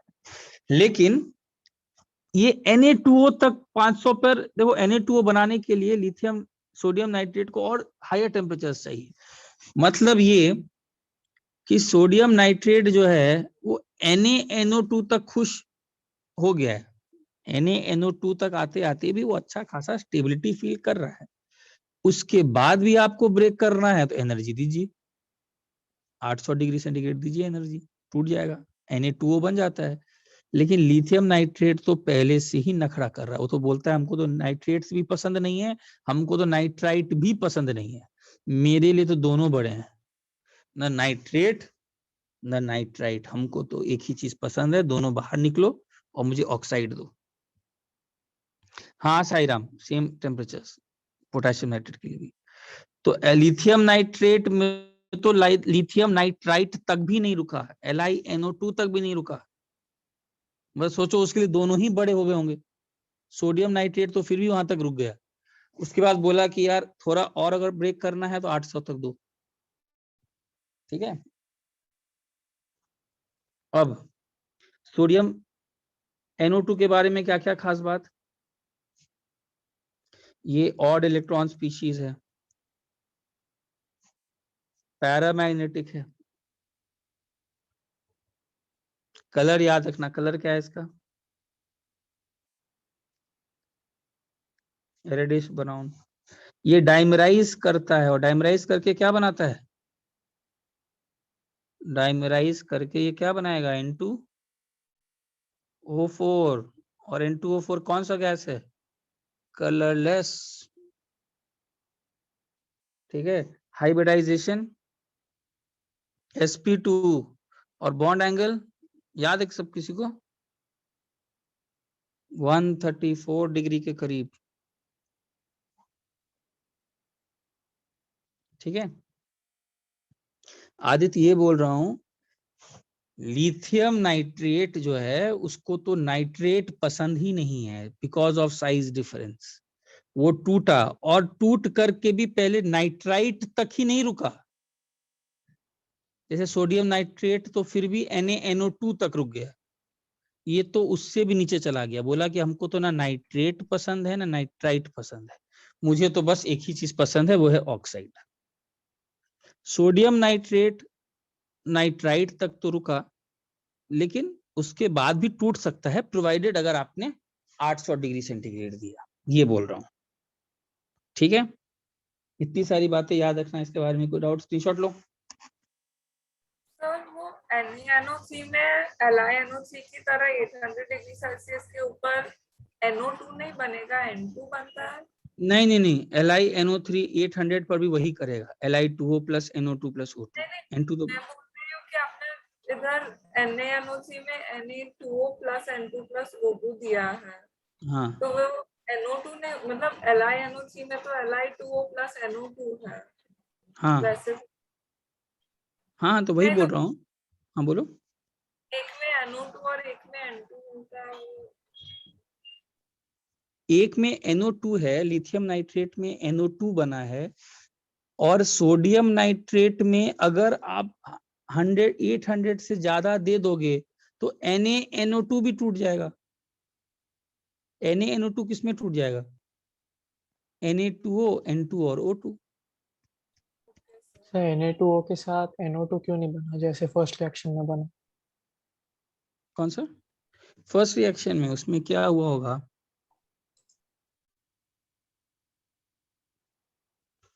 Li प्लस आया होगा। कैसे हुआ होगा? Li प्लस इस ऑक्सीजन को पहले खींच लिया होगा मैकेनिज्म में, और ये NO2 बाहर निकला होगा। Yes sir. ये ना हुआ होगा तो आपको वहां पर NO2 माइनस का जो एनायन है वही NO2 गैस, और ये NO2 गैस में रिलीज हो गया होगा। अब इसको कैसे तोड़ेंगे? अब NO2 नहीं टूटता है N2 और O2 में, ठीक है। Li प्लस खींच लिया होगा उसको और वो NO2 बना दिया होगा। और सोडियम नाइट्रेट जो है वो तो पहले NaNO2 बना, और ज्यादा गर्म करेंगे तो ये बन जाएगा, क्या बोलते हैं, Na2O, N2 और O2 बन जाएगा, ठीक है। बोलो, स्क्रीनशॉट ले लो।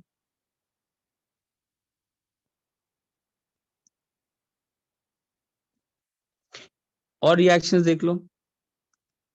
सिल्वर नाइट्रेट को गर्म करेंगे तो क्या मिलेगा? लेड नाइट्रेट को गर्म करेंगे तो भी याद रख लेना ये बनेगा।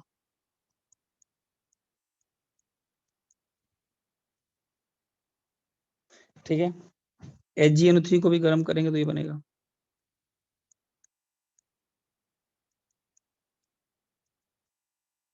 ठीक है। अच्छा, solution of liquid metals, solution of alkali metals in liquid ammonia।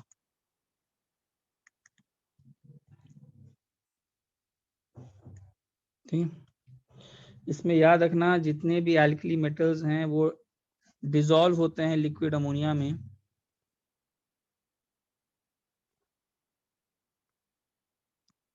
dissolve in liquid ammonia to give deep blue color, deep blue colour देता है। ठीक है। जैसे मेटल को लिक्विड अमोनिया में डालोगे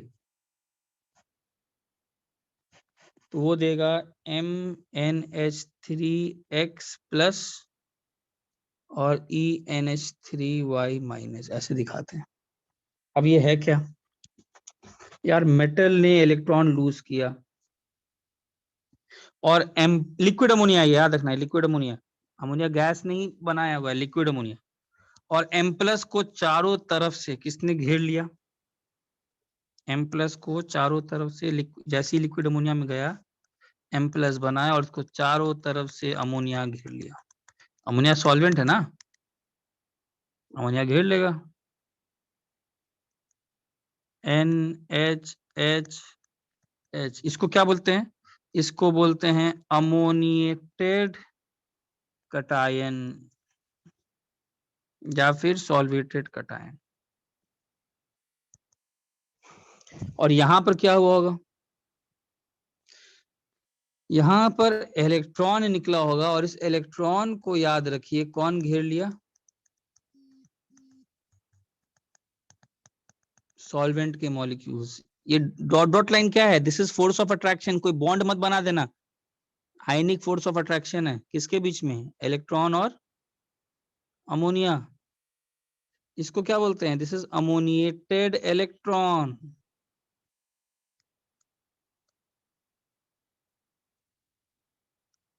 या फिर सॉल्वेटेड इलेक्ट्रॉन, याद रखना। ठीक है। अब इनके प्रॉपर्टी स्क्रीनशॉट लो।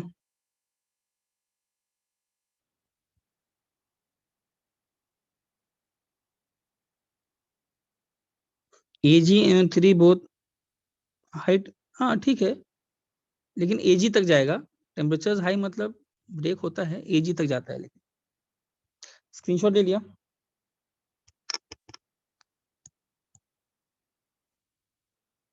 ठीक है, अब प्रॉपर्टीज देखो इनका क्या है। ये ब्लू कलर के होते हैं, ठीक है, ये पैरामैग्नेटिक होते हैं। पैरामैग्नेटिक क्यों होंगे? अरे दिख ही रहा है, और इलेक्ट्रॉन है, हाईली इलेक्ट्रिकल कंडक्टिंग होते हैं।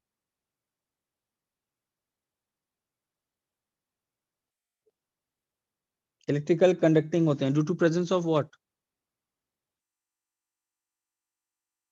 Due to presence of ammoniated electrons and cations. Simple सा बात है। Ag2O आदित्य बहुत थर्मोडायनेमिकली अनस्टेबल है। Ag2O बहुत थर्मोडायनेमिकली अनस्टेबल है। सिल्वर और ऑक्सीजन का अच्छा बॉन्डिंग नहीं बनता है, ठीक है। अच्छा, इलेक्ट्रॉन्स हैं तो ये these are good reducing agent.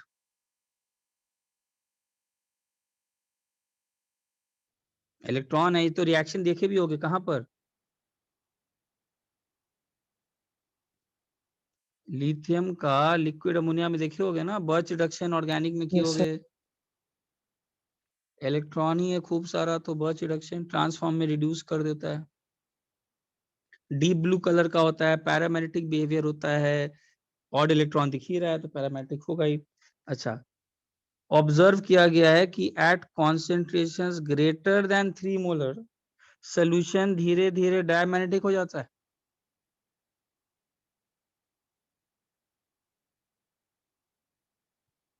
और डायमैग्नेटिक का मतलब है कि पैरामैग्नेटिज्म जो है वो धीरे धीरे डिक्रीज कर रहा है।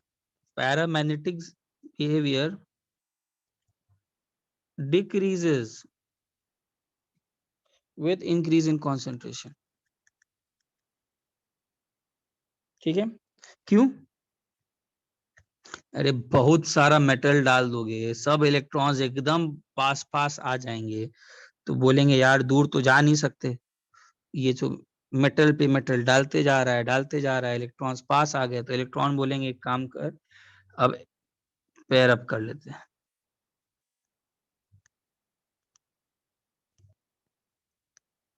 ठीक है, कलर भी ब्राउन ब्रॉन्ज कलर होना start, colour of the solution becomes bronze. पहले क्या था? डीप ब्लू, अब धीरे धीरे क्या हो जाएगा? ब्रॉन्ज कलर का। ठीक है, अच्छा, सॉल्यूशन का जो डेंसिटी है वो भी, solution has a lower density than that of कौन? Liquid ammonia. अब इसका रीजन क्या कि लिक्विड अमोनिया का डेंसिटी और इसका डेंसिटी कम है। इसका रीजन है इलेक्ट्रॉन जो रिलीज हो रहा है, अरे मेटल इलेक्ट्रॉन रिलीज कर रहा है ना, तो electron that is being released by the alkali metal, ये और सराउंडिंग इलेक्ट्रॉन, अरे बहुत सारे इलेक्ट्रॉन्स होंगे, उनके बीच में है रिपल्शन फोर्स। होगा ही रिपल्शन फोर्स। मैं हायर कॉन्सेंट्रेशंस की बात नहीं कर रहा हूँ, 3 मोलर से ऊपर नहीं, कि जब आपने उसको एकदम डाल दिया कि पेयर अप कर लें, आपने उससे नीचे में काम कर रहे हो तो इलेक्ट्रॉन्स जो रिलीज हो रहे हैं और सराउंडिंग इलेक्ट्रॉन्स के बीच में रिपल्शन है। और इलेक्ट्रॉन्स ऑफ सराउंडिंग, इसके कारण क्या होता है? दिस रिपल्शन, ठीक है, दिस रिपल्शन मतलब सब इलेक्ट्रॉन दूर दूर रहना चाहते हैं, तो दूर रहने के लिए ये एक होल बना लेते हैं या एक कैविटी, और इस कैविटी में कौन ट्रैप्ड होता है? जिसमें कि इलेक्ट्रॉन ट्रैप्ड हो जाते हैं। तो अब एक सिंपल सा चीज बताओ, डेंसिटी सॉल्यूशन का वॉल्यूम बढ़ गया ना, रिपल्शन समझो ना, लोग पास नहीं आना चाह रहे हैं, सब दूर रहना चाह रहे हैं, इलेक्ट्रॉन्स ही तो हैं, वॉल्यूम बढ़ जाएगा, डेंसिटी क्या हो जाएगा? लोअर हो जाएगा, दूर दूर चले गए लोग सब। स्क्रीनशॉट लो। तो क्या क्या खास बात हो गया, ब्लू कलर हो गया, पैरामैग्नेटिक हो गया, हाईली इलेक्ट्रिकल कंडक्टिंग हो गया, गुड रिड्यूसिंग एजेंट हो गया, कॉन्सेंट्रेशन 3 मोलर से ज्यादा कर दिए तो डायमैग्नेटिक हो गया, क्योंकि इलेक्ट्रॉन पेयर अप करना स्टार्ट कर दिया। सर ये सब अमोनिएटेड कटायन की प्रॉपर्टीज है ना? ये पूरे सोल्यूशन की प्रॉपर्टीज है, ओके सर। सोल्यूशन की। ठीक है, स्क्रीनशॉट ले लिया।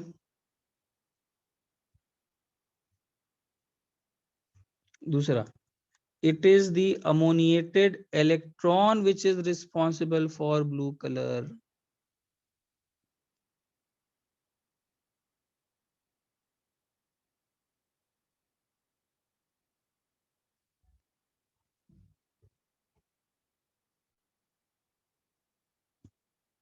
ठीक है, बट इलेक्ट्रिकल कंडक्टिविटी का कारण क्या है?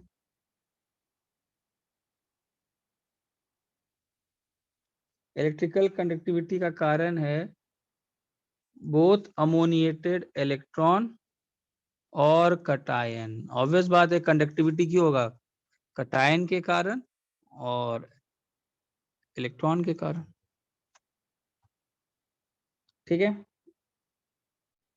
दूसरा लास्ट पॉइंट, ऑन स्टैंडिंग, मतलब इस सोल्यूशन को बस लैब में छोड़ दो and allow them to come to room temperature। ठीक है, तो धीरे धीरे आप क्या देखोगे कि ब्लू कलर धीरे धीरे फेड हो रहा है। Blue colour of solution fades away along with formation of metal amides बनते हैं। मेटल अमाइड्स का सोल्यूशन आपको प्रेसिपिटेट दिखाई पड़ेगा। मेटल अमाइड्स मतलब MnH2 और हाइड्रोजन गैस का लिबरेशन दिखाई पड़ेगा, याद रखना। ठीक है, अब सब इंपॉर्टेंट कंपाउंड्स पर आते हैं। सबसे पहले तो आएगा Na2O। Na2O मतलब सोडियम ऑक्साइड। सोडियम ऑक्साइड का प्रिपरेशन कैसे करेंगे? सोडियम लेंगे एक्सेस में, O2 डाल देंगे, Na2O बनेगा पहला। या फिर आप क्या करो, सोडियम नाइट्राइट लो या सोडियम नाइट्रेट लो और इसमें डाल दो सोडियम, एक स्ट्रॉन्ग रिड्यूसिंग एजेंट। यार स्ट्रॉन्ग रिड्यूसिंग एजेंट है, ये क्या करेगा? इलेक्ट्रॉन देगा, Na2O प्लस N2 बनेगा। या फिर आप सोडियम अजाइड लो, इसको NaN3 को क्या बोलते हैं? Sodium azide.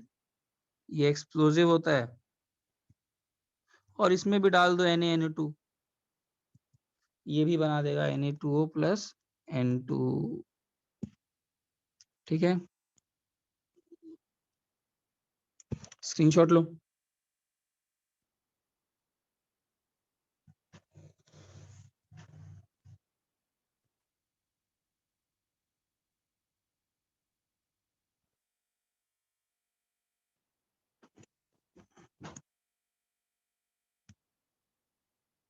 ठीक सर है, सेकेंड रिएक्शन में क्या था?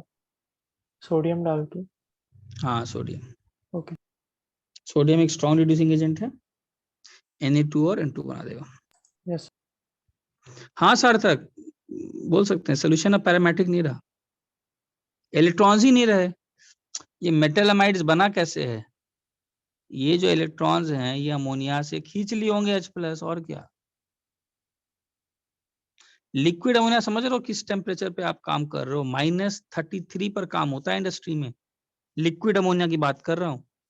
रूम टेम्परेचर पर धीरे धीरे अमोनिया का ताकत कम, अरे टेम्परेचर बढ़ा रहे हो ना, और इलेक्ट्रॉन जैसे रिएक्टिव स्पीशीज को तुम छोड़ दियो और टेम्परेचर तुम रूम टेम्परेचर पे कर दियो, छोड़ेगा ही नहीं वो H को, खींच लिया होगा H+ खींच करके खुद अंदर चला गया होगा।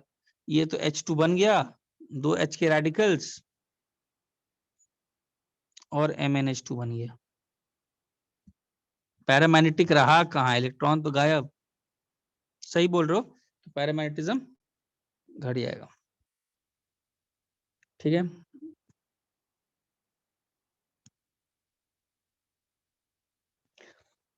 Na2O2 के बारे में, इसका प्रिपरेशन सोडियम और O2 लो एक्सेस में, बन जाएगा। रिएक्शन हम लोग कर ही लिए हैं क्या, Na2O2 प्लस पानी, ये सब कर ही लिए हैं। कोल्ड के साथ क्या देगा, NaOH प्लस H2O2।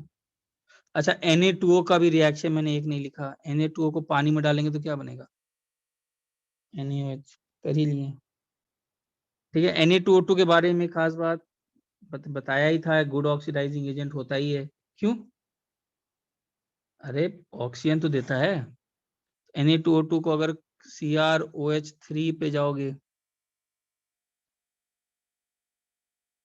ठीक है, तो ये बनता है। अगर इसको अमोनिया के साथ ट्रीट करोगे तो अमोनिया को भी ऑक्सीडाइज कर देता है। ठीक है, और ये तो मालूम ही है, अभी जस्ट मैंने बताया, CO2 डालेंगे तो क्या बनता है, बताया ही। उसके बाद आता है NaOH। NaOH का नाम कॉस्टिक सोडा। कॉस्टिक सोडा का प्रिपरेशन कैसे करते हैं, कॉस्टिक सोडा का प्रिपरेशन करते हैं कैस्टनर केल्नर सेल। कैस्टनर केल्नर सेल, इसमें क्या करते हैं, इलेक्ट्रोलाइसिस करते हैं। किसका, ब्राइन सॉल्यूशन का। ब्राइन सॉल्यूशन समझते हो किसको बोलते हैं, brine solution is aqueous NaCl, लेकिन यूजिंग कौन सा electrode, using Hg at cathode. Screenshot लो, बताता हूं क्या होता है इसमें।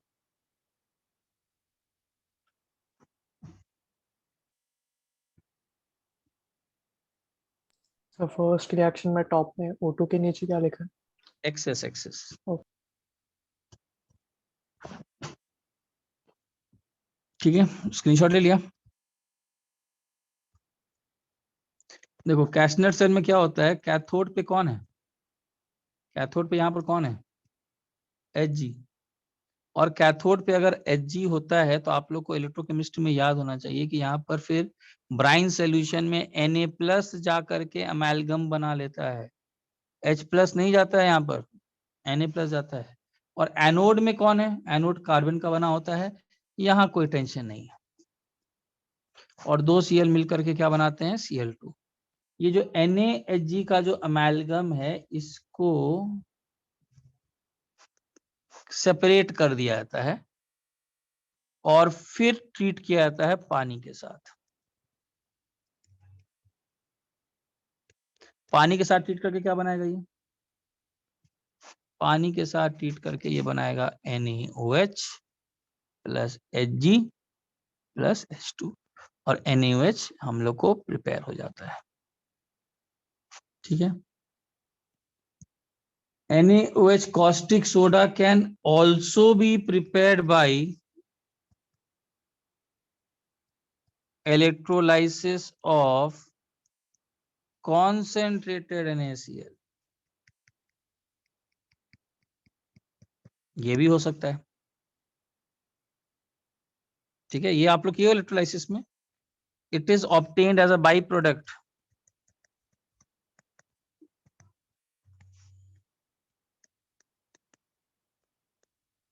क्या होगा बताओ, कैथोड पे कौन सा रिडक्शन होगा, याद है, अरे यहाँ पर, वाटर का। हाँ, इनर्ट इलेक्ट्रॉन, पानी का रिडक्शन, यस, इनर्ट इलेक्ट्रॉन, यहाँ पर सोडियम Hg इलेक्ट्रॉन नहीं है, तो यहाँ पर बनेगा 2OH माइनस प्लस H2। पानी इलेक्ट्रोलाइज हो रहा होगा, सोल्यूशन में OH माइनस छोड़ रहा होगा, और एनोड पे कौन जा रहा होगा,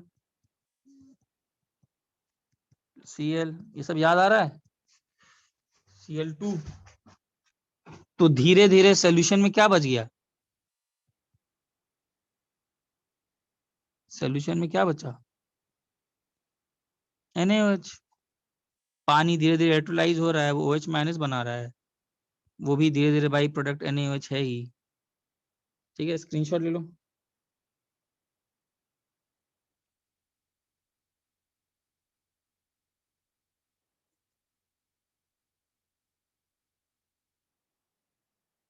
ठीक है,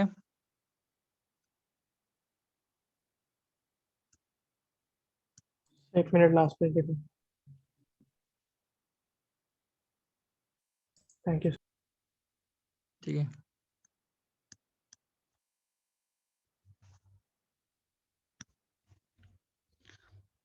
अच्छा, इलेक्ट्रोलाइसिस करते हैं, advantage electrolysis, sorry, advantage of Castner cell, मतलब दोनों ही से प्रिपेयर किया जा सकता है, बट ये कैशनर केल्नर सेल का एडवांटेज क्या है यार? देखो क्या है, H2 और Cl2 जो है ना, H2 और Cl2, H2 and Cl2 can react explosively. H2 and Cl2 are prepared in the same electrolytic compartment.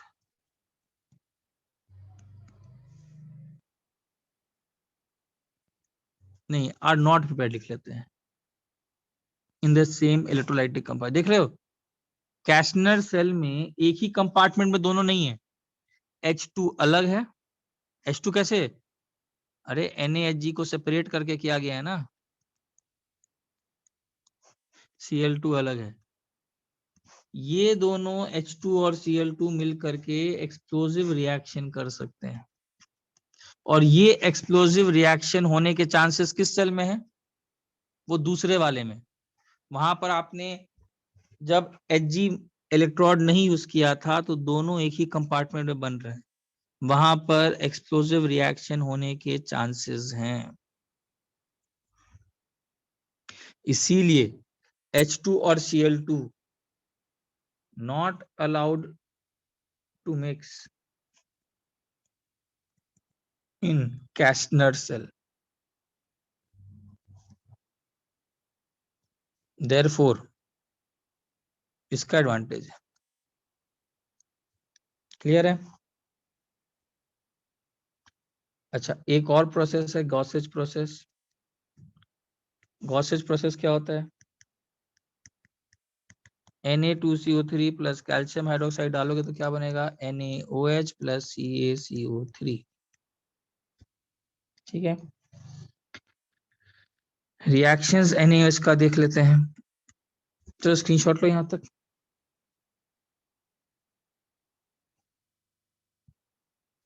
NaOH तक खत्म करते हैं आज,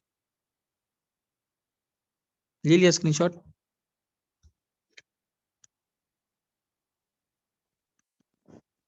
वेट सर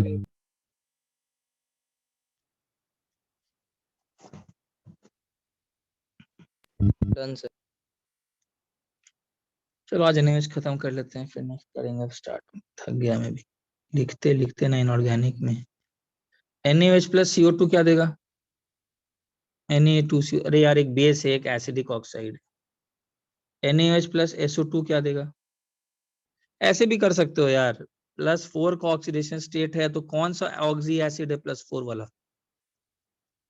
H2SO3, उसी का सॉल्ट बनाएगा। NaOH प्लस SO3 क्या देगा, Na2SO4 plus H2, NaOH plus P4O10 क्या देगा, P4O10 में फॉस्फोरस का ऑक्सीडेशन स्टेट क्या है, 5 का है, तो 5 वाला ऑक्सी एसिड मालूम है क्या होता है, Na3PO4। NaOH प्लस Cl2O7 मालूम है कौन सा, 7 का, कौन सा ऑक्सी एसिड, HClO4, यहाँ भी 7 का, तो यही सॉल्ट बना दो। अच्छा, NaOH plus N2O5 acidic oxide क्या बनेगा, +5 है तो यहाँ भी क्या बनेगा, NoNO3, याद है HNO3 +5 स्टेट, ये शॉर्टकट मेथड है। NaOH प्लस NO2, NO2 में ऑक्सीडेशन स्टेट +4 का है, +4 का है होने का मतलब एक +3 वाला बनाओ, एक +5 वाला बनाओ, प्लस H2O, ये सब शॉर्टकट है, ऐसे याद रखना है। +4 वाला कोई ऑक्सी एसिड तो है ही नहीं, तो एक HNO2 का सॉल्ट बनाओ, एक HNO3 का सॉल्ट बनाओ। NaOH अगर जिंक के साथ रिएक्शन करे, एल्यूमिनियम के साथ रिएक्शन करे तो क्या बनेगा, Na2ZnO2, NaAlO2 plus H2, amphoteric है ये सब। 9th, NaOH अगर कोल्ड और डाइल्यूट लोगे और X2 के साथ ट्रीट करोगे, X यहाँ क्लोरीन, ब्रोमीन, आयोडीन, तो ये NaCl plus NaClO plus H2O बनता है। सब रिएक्शंस बहुत इंपॉर्टेंट हैं, लेकिन अगर NaOH हॉट एंड कॉन्सेंट्रेटेड लिए और यहाँ पर X2 डाले, X फिर से क्लोरीन, ब्रोमीन, आयोडीन में से कोई हुआ तो NaCl plus NaClO3 plus H2O बनता है। ठीक है,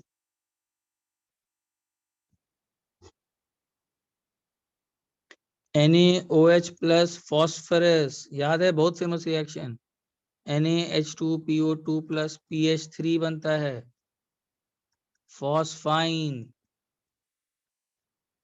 NaOH प्लस सल्फर क्या बनता है, Na2S plus Na2H2O3 plus H2O बनता है। Na2H2O3 को क्या बोलते हैं, Na2H2O3 को क्या बोलते हैं, सोडियम थायोसल्फेट।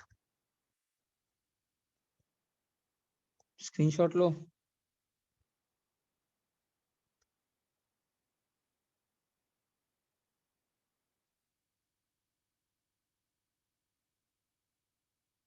ले लिया।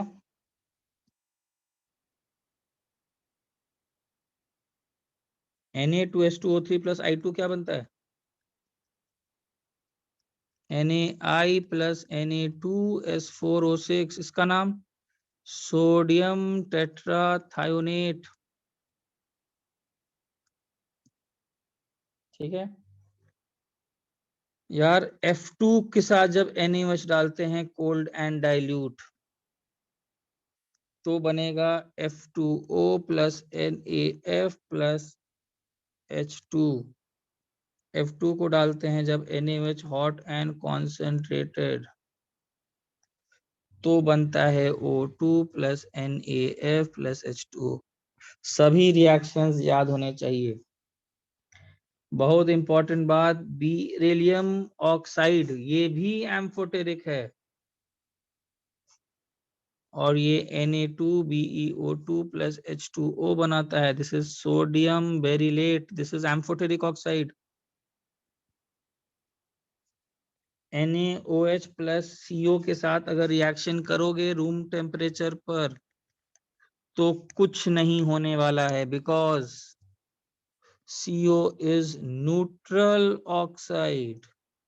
कौन कौन न्यूट्रल होते हैं, CO, N2O, NO, बट जब NaOH को CO के साथ लोगे high temperature high pressure 200 degree centigrade और 5 से 10 एटमॉस्फेयर के बीच तो HCONa बनेगा।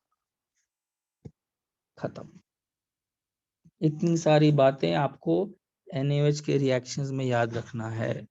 और NaOH प्लस P4 वाला रिएक्शन और NaOH प्लस सल्फर वाला रिएक्शन, ये दोनों कौन से रिएक्शंस थे, these are disproportionation.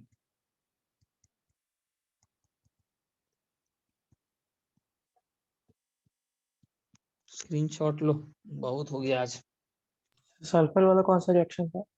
NaOH plus sulphur क्या देता था, Na2S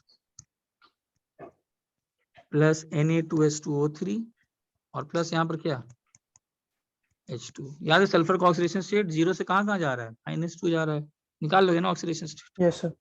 एक ऊपर और एक नीचे जा रहा है, डिस्प्रपोर्शनेशन रिएक्शन है। CO न्यूट्रल ऑक्साइड है, CO के साथ ऐसे रिएक्शन नहीं करता है, लेकिन अगर हाई प्रेशर हाई टेम्परेचर दिया जाए तो वो कर जाएगा। ठीक है, चलो यार आज के लिए इतना ही रखते हैं, मेरा भी लिखते लिखते हाथ दर्द कर जाता है यार इनऑर्गेनिक। कुछ पूछना है पूछो। इस वीक तुम लोग का टेस्ट है ना कोऑर्डिनेशन कंपाउंड का? Yes sir. ठीक है, उसमें करो अच्छे से पूरा ये वाला। कुछ और किसी को? ये कर रहे हो क्या बोलते हैं, बुकलेट सॉल्व कर रहे हो ना? Yes sir. बन रहे हैं कि नहीं बुकलेट आप लोग से?